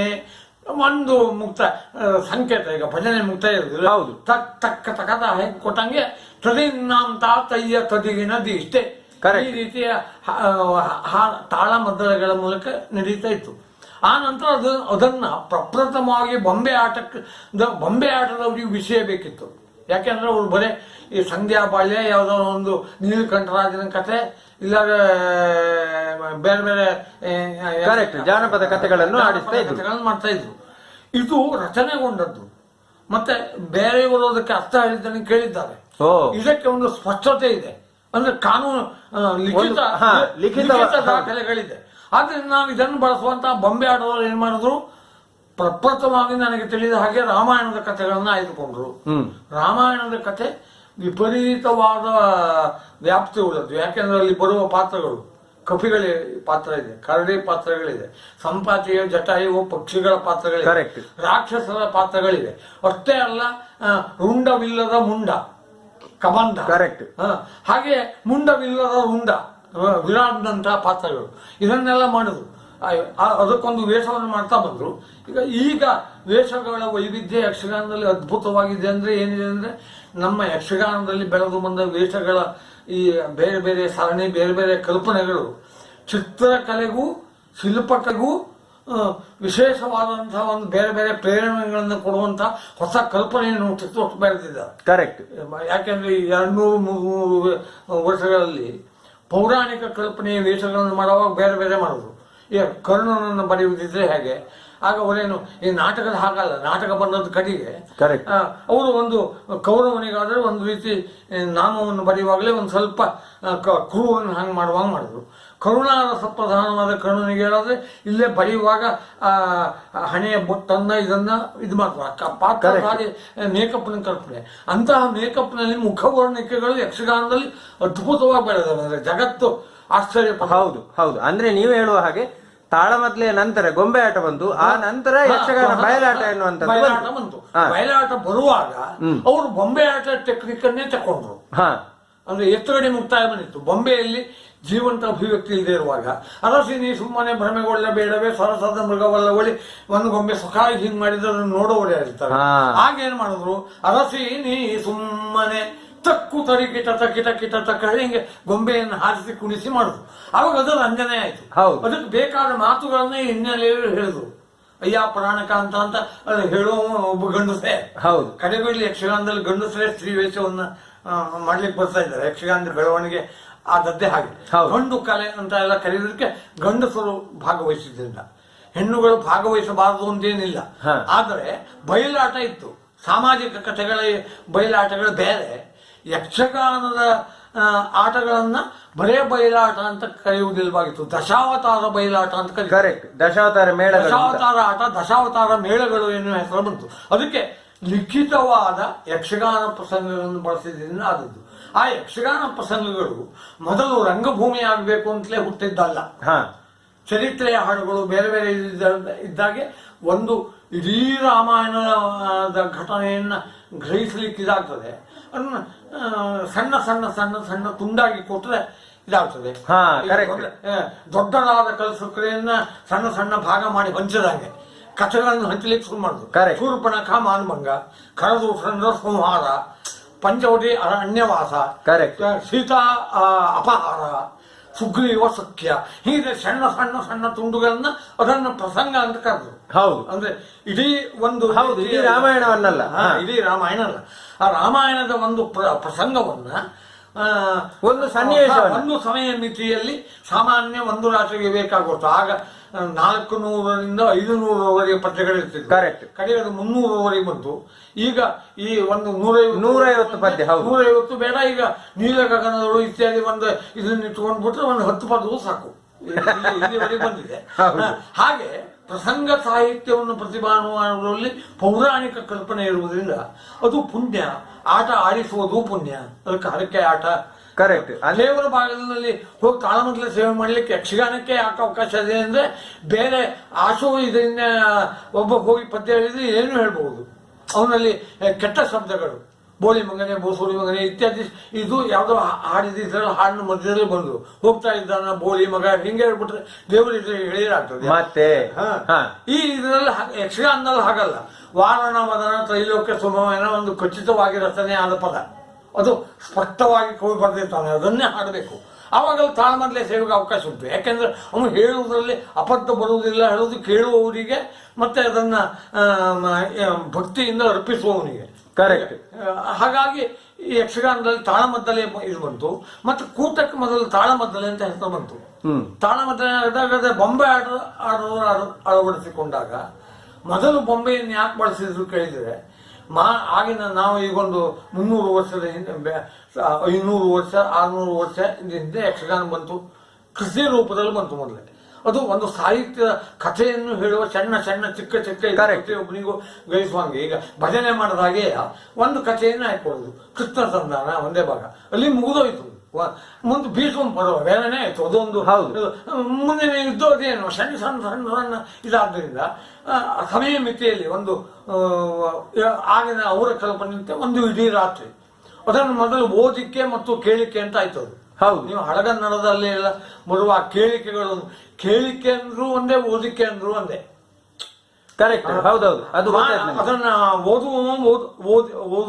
ಓದುತ್ತಾನೆ, ಕೇಳ್ತಾನೆ. ಅದು ಓದಿಕೆ ಹೋಗುದು, ಕೇಳಿಕೆ ಹೋಗುದು. ಆ ಓದಿಕೆಯ ಕೇಳಿಕೆಯ ಮೂಲಕ ಕಥೆಯನ್ನು ಹೇಳುವುದನ್ನ ಯಕ್ಷಗಾನ ಕೂಟದವರು ಏನ್ ಮಾಡುದು ಅಂದ್ರೆ, ಈ ಗಮಕ ಹಾಡುವ ಬದಲು ಅಲ್ಲಿ ಕಥೆಯಲ್ಲಿ ಬರುವ ಪಾತ್ರಗಳನ್ನ ಧರ್ಮರಾಜನ ನಾನು ಹೇಳ್ತಾನೆ, ಭೀಮನ ನೀನು ಹೇಳು, ಕೌರವನ್ ನೀನು ಹೇಳು, ಲಿಖಿತ ಅಲ್ಲ, ಕೌರವರೊಳಗೆ ಮಾತಾಡ್ಕೊಂಡು ಕೂಟವಾಗಿ ಮಾಡುದು. ಅದು ಬಹಳ ಬೆಳವಣಿಗೆ ಕೊಡ್ತು. ಯಾಕೆಂದ್ರೆ ಅರ್ಥವನ್ನು ಹೇಳುವಾಗ ಆ ಕಥೆಯಲ್ಲಿ ಬರುವಂತಹ ವಿಷಯಗಳು ಒಂದು, ಆ ನಂತರ ಆ ಪಾತ್ರಧಾರಿಯ ಜೀವನ ಅನುಭವ ಒಂದು. ಕರೆಕ್ಟ್. ಅಂದ್ರೆ ಅವನಿಗೆ ಬೆಳೆದು ಬಂದದ್ದು ಇದಿರ್ತದೆ. Correct. ಇದೆಲ್ಲ ಕೂಡಿ ಅದಕ್ಕೊಂದು ಮೆರುಗು ಬಂತು. ಇವತ್ತಿನವರೆಗೂ ಅದನ್ನ ಈಗ ಜಪಾನಿ ಒಬ್ಬ ತಜ್ಞ ಬಂದವ ಇದು ವಾಚಿಕ ಕಲೆಗಳಲ್ಲಿ ತಾಳಮದ್ದಲೆ ಇಡೀ ಜಗತ್ತಿನಲ್ಲಿ ಅದ್ಭುತವಾದ ಕಲೆ ಕರೀತಾಳ. ಜಪಾನ್ನವ ನಮ್ಮ ಅವರ ಹೆಸರೇನು ನಿಮ್ಗೆ ನೆನಪುಂಟ? ಎಂತದೋ ಒಂದು ಹೆಸರು ನನ್ನ ನೆನಪಿಲ್ಲ. ಜಪಾನ್ನವ, ಅವನು ಉಡುಪಿ ಕಡೆಗೆಲ್ಲ ರಿಸರ್ಚ್ ಬಂದವ. ವಾಚಿಕ ಕಲೆಗಳಲ್ಲಿ ಅತ್ಯಂತ ಶ್ರೇಷ್ಠವಾದ್ದು. ಮತ್ತೆ ನಾವೀಗ ವಿಚಾರ ಮಾಡಿದರೆ ವಾಚಿಕ ಕಲೆಯಲ್ಲಿ ಸಾಧ್ಯವಾದ ಅಂಶಗಳು ಬೇರೆ ಬಣ್ಣಗಾರಿಕೆಯಲ್ಲಿ ಎಲ್ಲ ಆಗುವುದಿಲ್ಲ. ಉದಾಹರಣೆಗೆ ನಿಮ್ಗೊಂದು ಹೇಳೋದಾದ್ರೆ, ವಾಚಿಕ ಕಲೆಯಲ್ಲಿ ನಾನೊಬ್ಬ ವ್ಯಕ್ತಿಯಾಗಿ ನಾನೊಬ್ಬ ಸಾಧು, ಮೈ ಮೇಲೆ ಬಟ್ಟೆಯನ್ನು ತೊಡುವುದಿಲ್ಲ, ನಗ್ನ ಸನ್ಯಾಸಿ, ಇದು ನಾಗಾ ಪಂಥದ ಒಂದು ಕ್ರಮ. ಇದನ್ನು ಹೇಳಿದ್ರೆ ನೀವು ಕೇಳ್ತೀರಿ. ಆದ್ರೆ ಇದನ್ನು ಬಿಡಿಸಿದ್ರೆ ಅಶ್ಲೀಲ ಅಂತಿರಲಿಲ್ಲ. ಕರೆಕ್ಟ್. ಈಗ ಒಂದು ಚಿತ್ರ ಬಿಡಿಸಿದ್ರೆ, ಶಿಲ್ಪ ಮಾಡಿದ್ರೆ ಅಶ್ಲೀಲ ಅಂತೀವಿ. ವಾಚಿಕವಾಗಿ ಅದು ಅಶ್ಲೀಲ ಆಗುವುದಿಲ್ಲ. ಅಂದ್ರೆ ಈ ವಾಚಿಕಕ್ಕೆ ಇರುವಂತಹ ಒಂದು ಶಕ್ತಿ. ಹಾಗಾಗಿ ವಾಚಿಕತೆ ಎನ್ನುವುದು ಮೊದಲು ಪದ್ಯಕ್ಕೆ ಅರ್ಥವಾಗಿ ಮಾತುಗಾರಿಕೆ ಹೇಳುವುದು ಬಂತಲ್ಲ. ವೇಷ ಕುಣಿತಗಾರಿಕೆ ಜೊತೆಯಲ್ಲಿ ಮಾತುಗಾರಿಕೆ ಮೂಲಕ ಕಥೆಯನ್ನು ಹೇಳಿದ್ರು. ಕೆಲವನ್ನ ಆ ಸಂದರ್ಭದಲ್ಲಿ ಆ ವೇಷಗಳನ್ನು ತರಲಿಕ್ಕೆಲ್ಲ ಸಾಧ್ಯ ಇಲ್ಲದೆ ಇದ್ರೆ ಭಾಗವತನೇ ಆ ಕಥೆಯನ್ನ ಬಾಯಿಂದ ಹೇಳಿ ಈಗ ಇಲ್ಲಿಗೆ ಅಂತ ಹೇಳುವ ಭಾಗವತನಿಗೆ ಆ ಒಂದು ಇದು ಆ ಕಾರಣದಿಂದ ಭಾಗವತ ಇಲ್ಲಿ ಮುಖ್ಯ. ಎಲ್ಲರಿಗೂ ಗೊತ್ತಿದ್ರೆ ನಾಟಕದಲ್ಲಿ ಮಾಡಿದ್ರೆ ಅಲ್ಲಿ ಯಾರು ಮುಖ್ಯ ಯಾರು ಅಮುಖ್ಯ ಅಂತಲ್ಲ. ಅಭ್ಯಾಸ ಮಾಡಿ ದಿಗ್ದರ್ಶನ ಪದ್ಧತಿಯಲ್ಲಿ ನಾವು ಯಕ್ಷಗಾನ ಪ್ರದರ್ಶನ ಮಾಡುವ ಕ್ರಮ ಈಗಿಲ್ಲ. ನಾಟಕ ಬಂದರೂ ಯಕ್ಷಗಾನದವರು ಅದನ್ನು ಸ್ವೀಕರಿಸಲಿಲ್ಲ. ಕರೆಕ್ಟ್. ನಾಟಕದ ಪರದೆಗಳನ್ನು ಕರೆಕ್ಟ್. ಇದೀಗ ಯಕ್ಷಗಾನ ಬಂದದ್ದು ಅಂತ ಈಗ ನಾವು ಅದಕ್ಕಲ್ಲಿ ಯಕ್ಷಗಾನದ ಪದ್ಯಗಳೇ ಭಾರಿ ಮುಖ್ಯ. ಯಕ್ಷಗಾನದ ಪದ್ಯಗಳಿಗೆ ವಿಶಿಷ್ಟವಾದ ಒಂದು ಸಾಮಾನ್ಯ ಛಂದಸ್ಸು ಇರ್ತದೆ. ಸಾಮಾನ್ಯ ಈಗ ಕಾರಂತರು ಏನ್ ಹೇಳ್ತಿದ್ರು, ಯಕ್ಷಗಾನ ಶಾಸ್ತ್ರೀಯವೋ ಅಶಾಸ್ತ್ರೀಯವೋ ಎನ್ನುವ ಪ್ರಶ್ನೆ ಬೇರೆ. ಅದು ಒಂದು ಅತಿ ಸೃಜನಾತ್ಮಕವಾದ ಒಂದು ರಂಗಕಲೆ.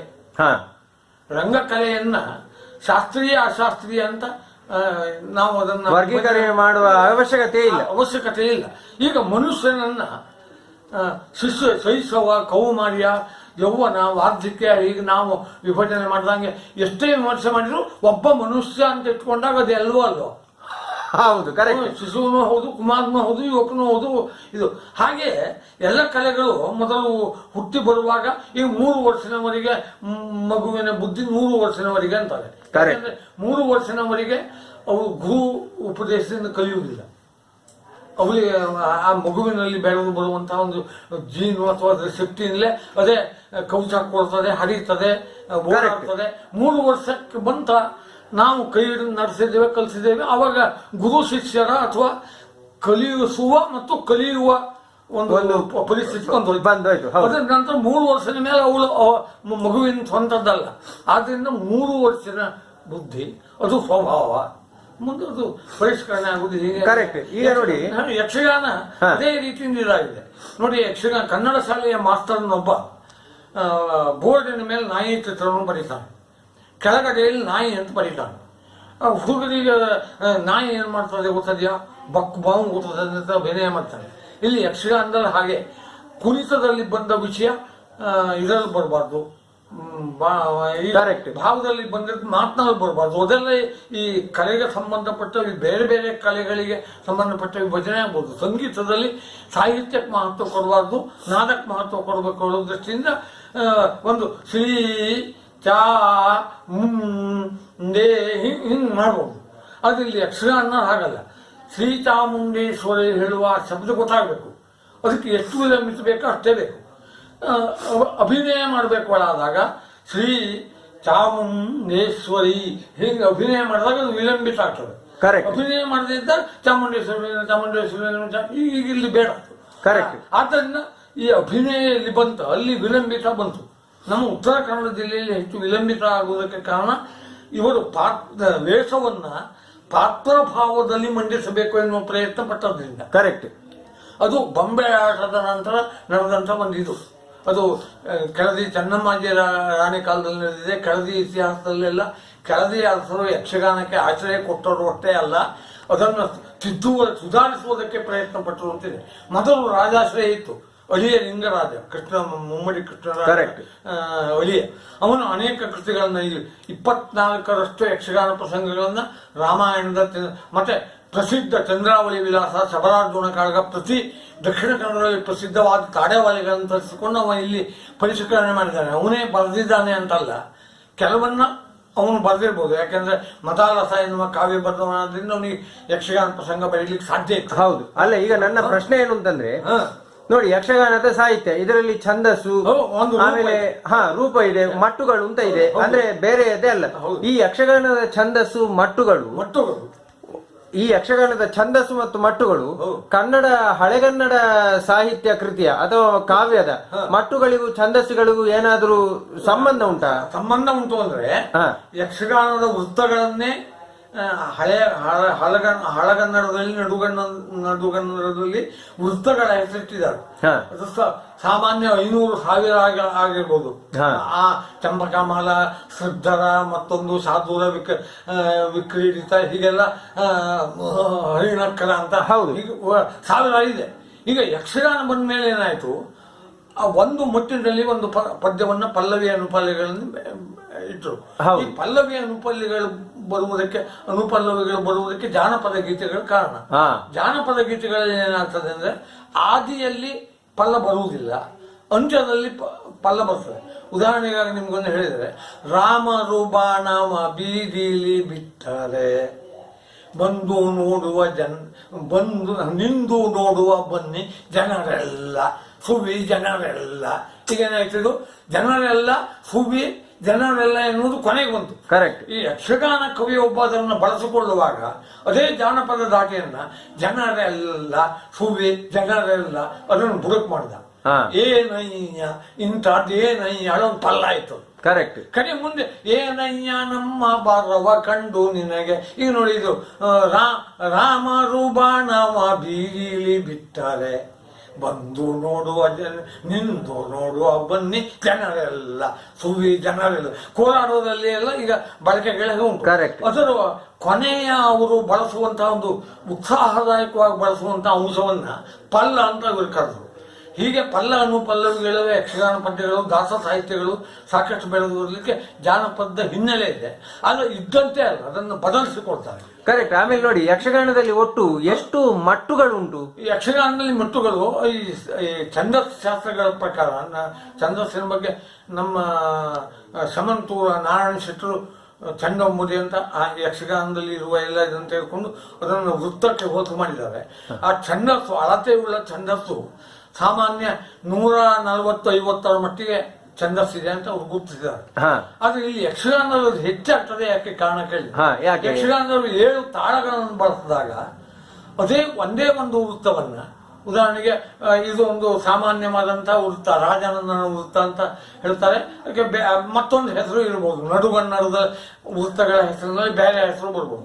ರಾಜಾನಂದನ ವೃತ್ತ, ಭಾನು ನಂದನ ವಾನರೇಶ್ವರ ನೀನು ಲಾಲಿಸು ಮಾನಸಾವಿಟ್ಟು, ಇದು ಒಂದು ಛಂದಸ್ಸು.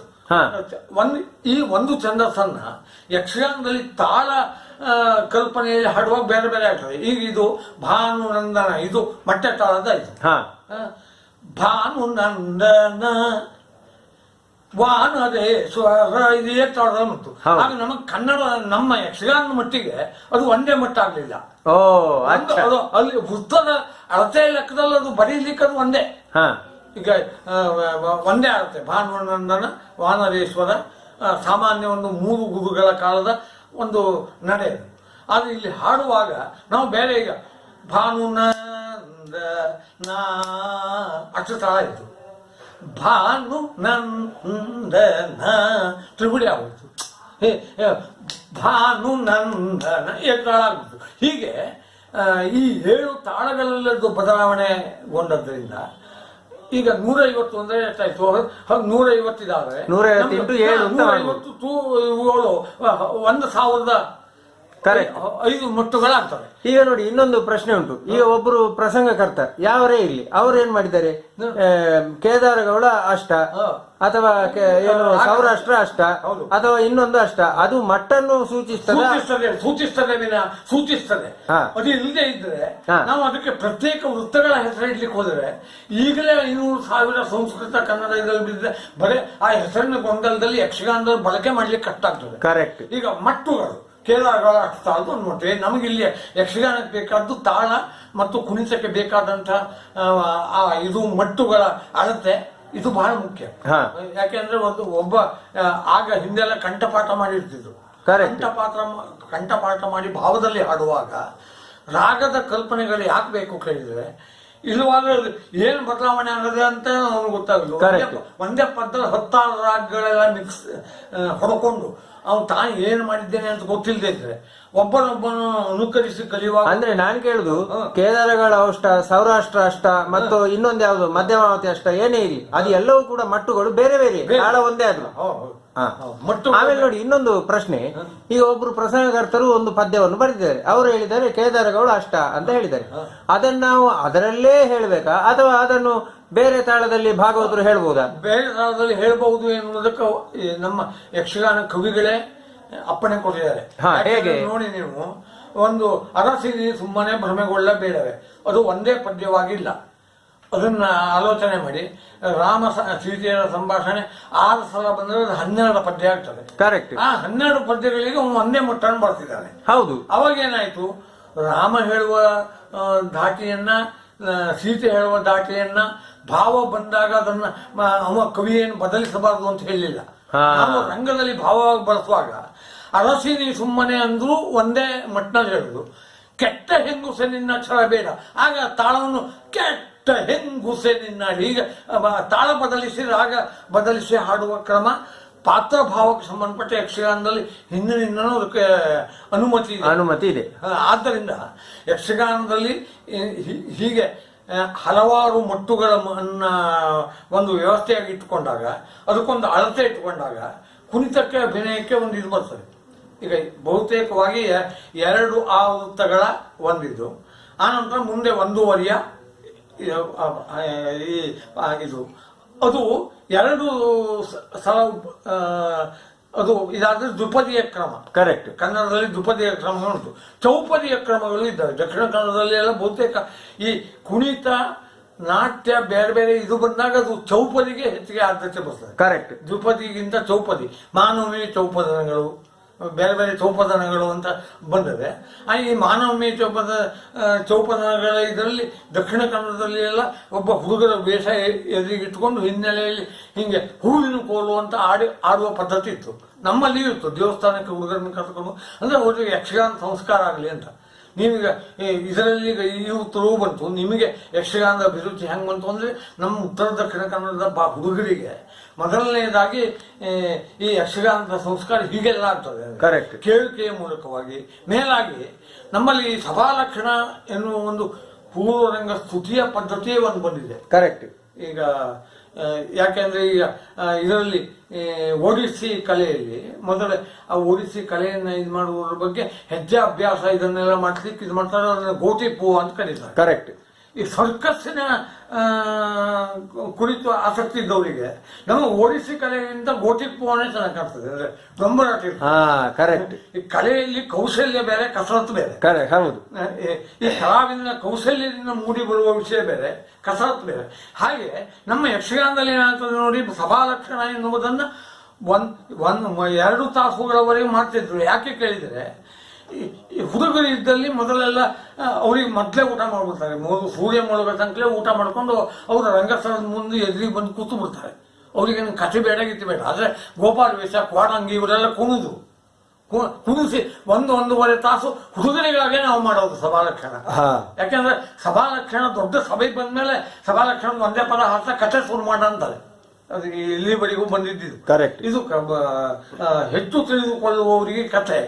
ಅದಕ್ಕೆ ಪೂರ್ವಭಾವಿಯಾದ ಈ ಪೂರ್ವರಂಗ ಎನ್ನುವುದು ಹುಡುಗರಿಗಾಗಿಯೇ ಎನ್ನುವ ಹಾಗಿರುವುದರಿಂದ ಹುಡುಗರಿಗ ಕುಣಿತ, ಹಾಡು ಮತ್ತೆ ಮಂಡಿ, ಗಿರಿಕೆ, ಆ ಹುಡುಗರು ಇದರಲ್ಲಿರುವಾಗ 1 ತಾಳಕ್ಕೆ 1 ತಾಳಕ್ಕಾದ್ರೂ 4 ಗಿರಿಗಿಟಿ, ತಿರುಗಡೆ ಕಾಲಕಾರ 7 ಗಿರಿಗಿಟ್ಟು ಹಿಂಗೆ ನಿಬಂಧನೆ ಮಾಡಿರಲಿಲ್ಲ. ಅವನು ಸಾಮರ್ಥ್ಯ ಇದ್ದಟ್ಟು ಹೊಡಿಬಹುದು. ಮಂಡಿ ತಿರುಗಿದ್ರೆ ಅವನು 2 ಸುತ್ತು ತಿರುಗಬಹುದು. ಗಿರಿಕಿ ಇದು ಮಾಡ್ಲಿಕ್ಕೆ ಇದ್ರೆ 50-100ವರೆಗೂ ಹೊಡಿಬಹುದು. ಯಾಕೆಂದ್ರೆ ನೋಡುವವರಲ್ಲಿ ಪೂರ್ವ ರಂಗದಲ್ಲಿ ಹುಡುಗರು. ಆನಂತರ ಕಥೆ ಬಂದಾಗಲೂ ಒಟ್ಟು ತಾಕತ್ತಿರುವಷ್ಟು ಕುಣಿತೇವೆ ಹೇಳೋದು ಅದು ಇವರು ವಿವೇಕದಿಂದ ಬಳಸಿಕೊಳ್ಳದೆ ಕಥಾ ಭಾಗದಲ್ಲಿ ಬರೇ ಕುಣಿತಕ್ಕಾಗಿ ಸಮಯವನ್ನು ವಿನಿಯೋಗ ಮಾಡುವುದು. ಕರೆಕ್ಟ್. ಈಗ ನೋಡಿ, ನಮ್ಮ ಯಕ್ಷಗಾನ ಸಾಹಿತ್ಯ ಇಷ್ಟೊಂದು ಛಂದೋಬದ್ಧವಾಗಿ ಇಷ್ಟೊಂದು ಮಟ್ಟುಗಳೆಲ್ಲ ಉಂಟು, ಎಲ್ಲ ಉಂಟು. ಕೆಲವರೆಲ್ಲ ನಾನು ಎಲ್ಲಿಯೋ ಕೇಳಿದ್ದು ಯಕ್ಷಗಾನದ್ದೇ ಆದಂತಹ ರಾಗಗಳುಂಟು. ಅಂದ್ರೆ ಎಂತ ಹೂವು ಅಂತೆ, ವನಿತೆ ರಾಗ ಅಂತೆಲ್ಲ ಕೆಲವರು ಹೇಳಿಕೊಂಡಿದ್ದದ್ದು ಉಂಟು. ಅಂದ್ರೆ ಇದು ಯಕ್ಷಗಾನದ್ದೇ ರಾಗಗಳು ಹೌದಾ? ಯಕ್ಷಗಾನದ್ದೇ ರಾಗಗಳು ಅಂತ ಹೇಳೋದಿಲ್ಲ. ಯಾಕೆಂದ್ರೆ ನಾವು ಇವತ್ತಿನ ಇದರಲ್ಲಿ ಒಂದು ನಿಯಮವನ್ನು ಇಟ್ಕೊಳ್ಬೇಕಾಗ್ತದೆ. ಈಗ ಗಣಿತ ಶಾಸ್ತ್ರವನ್ನು ನಾವು ಒಪ್ತೇವೆ ಅಂದ್ಮೇಲೆ 1ರಿಂದ 10, 10ರಲ್ಲಿ ಭಾಗಗಳು, 4 ಭಾಗಗಳು ಎಷ್ಟು ಹೀಗಿದ್ದೆಲ್ಲ ಮಾಡ್ಕೊಂಡಂಗೆ ಒಂದು ವ್ಯವಸ್ಥೆ ಅದಕ್ಕೆ ನಮ್ಗೆ ಬೇಕಾಗ್ತದೆ. ನಾವು ಯಕ್ಷಗಾನದಲ್ಲಿ ಹೆಂಗ್ ಮಾಡ್ತೇವೆ, ಸಂಗೀತದವರು ಹಾಗೆ ಹಾಡ್ಬೇಕು ಅಂತಿಲ್ಲ, ಅಲ್ಲಿ ಸಂಗೀತ ಪ್ರಧಾನ. ಯಕ್ಷಗಾನ ನಾವು ಮೊದಲೇ ಒಪ್ಪಿಕೊಂಡ ಹಾಗೆ ಅದೊಂದು ರಚನಾಬದ್ಧವಾದ ಸಾಹಿತ್ಯ ಪ್ರಧಾನವಾದ ಕಲೆ. ಆದ್ರೆ ಸಾಹಿತ್ಯ ಯಾವಾಗಲೂ ಕೇವಲ ಸಾಹಿತ್ಯ ಅಲ್ಲ, ಸಂಗೀತದಿಂದ ನಾಟ್ಯದಿಂದ ಕೂಡಿದರೆ ಸಾಹಿತ್ಯ. ಸಂಗೀತ ಅಲ್ಲ, ಸಾಹಿತ್ಯ ಮತ್ತು ತಾಳದಿಂದ ಕೂಡಿದ್ರೆ ಮಾತ್ರ ಆದ್ರೆ ಸಂಗೀತದಲ್ಲಿ ನಾವು ಏನನ್ನು ಮಾಡ್ತೇವ, ಆದ್ರೆ ಸಾಹಿತ್ಯವನ್ನು ತಿಳಿಸುವ, ಕಥೆಯನ್ನು ಹೇಳುವ ಒಬ್ಬ ಒಂದು ಇದನ್ನ ಇಟ್ಟುಕೊಂಡು, ವಿಧಾನವನ್ನು ಇಟ್ಟುಕೊಂಡು ನಾವು ಅದಕ್ಕೆ ನ್ಯಾಯವನ್ನು ಒದಗಿಸಬೇಕಾದ್ರೆ ಸಾಹಿತ್ಯಕ್ಕೆ ಪ್ರಧಾನ. ಕರೆಕ್ಟ್. ಈ ಸಾಹಿತ್ಯಕ್ಕೆ ಪ್ರಧಾನ ಎನ್ನುವಂತಹ ಸಂದರ್ಭದಲ್ಲಿ ಕೆಲವು ವಿಲಂಬಿತ ಮತ್ತು ವೇಗ ಅಂತ ಬಂತು. ನಮ್ಮಲ್ಲಿ ಈ ಯಾಂತ್ರಿಕತೆ ಆರಂಭ ಆಗೋದ್ರ ಮೊದಲೇ ಬಹುತೇಕವಾದ ವಿಳಂಬವೇ. ಯಾಕೆಂದ್ರೆ ಕಾಲ್ನಡಿಗೆ ನಾವು ಬಸ್ಸು ಬರೆದಿರುವ ಕಾಲದಲ್ಲಿ, ಆ ಬಸ್ಸು ಬರೆದಿರುವ ಕಾಲದ ಆ ವಿಧಾನವನ್ನ ಯಾವುದೇ ಫುಟ್ಪಾತ್ ಅಂತ ಇಲ್ಲದೆ ಇರುವಾಗ ನಡೆಯುವಂತ ಒಂದಿದ್ವಿ. ಈಗ ಆಧುನಿಕತೆ ಬಂದ ಮೇಲೆ ನಾವು ಫುಟ್ಪಾತ್ ಮೇಲೆ ಹೋದ್ರೆ, ನಾನು ಪರಂಪರೆಯಲ್ಲಿ ಇದ್ದಿದ್ದ ರಸ್ತೆಯಲ್ಲಿ ಹೋದ್ರೆ ಆಕ್ಸಿಡೆಂಟ್ ಆಗೋದಿಲ್ಲ. ಕರೆಕ್ಟ್. ಹಾಗೆ ಆ ಆಲೋಚನೆಯಲ್ಲಿ ಇವು ಮಾಡಬೇಕು. ಪರಂಪರೆ ಇರುವುದು ನಿಯಮವನ್ನ ಮೀರಿ ವ್ಯವಹರಿಸುವುದರಿಂದಲ್ಲ. ಎಲ್ಲಾ ನಿಯಮಗಳು, ಈಗ ನೀವೊಬ್ರು ಕಟೀಲಿಂದ ಭಟ್ರು, ನೀವು ನೌಕರಿಯಲ್ಲಿದ್ದೀರಿ, ನಿಮ್ಮ ಬದುಕಿನಲ್ಲಿ ಒಂದು ರೀತಿಯ ನಡೆಯುತ್ತೆ. ನೀವು ಆಫೀಸಿಗೆ ಹೋಗಿರ್ಲಿ, ದೇವಸ್ಥಾನಕ್ಕೆ ಹೋಗಿರ್ಲಿ, ರಸ್ತೆಯಲ್ಲಿ ನಡೆಯಲಿ, ನಿಮ್ಮನ್ನ ಒಂದು ಗುರುತಿಸುವಂತ ತನ ನಿಮ್ಮಲ್ಲಿದೆ.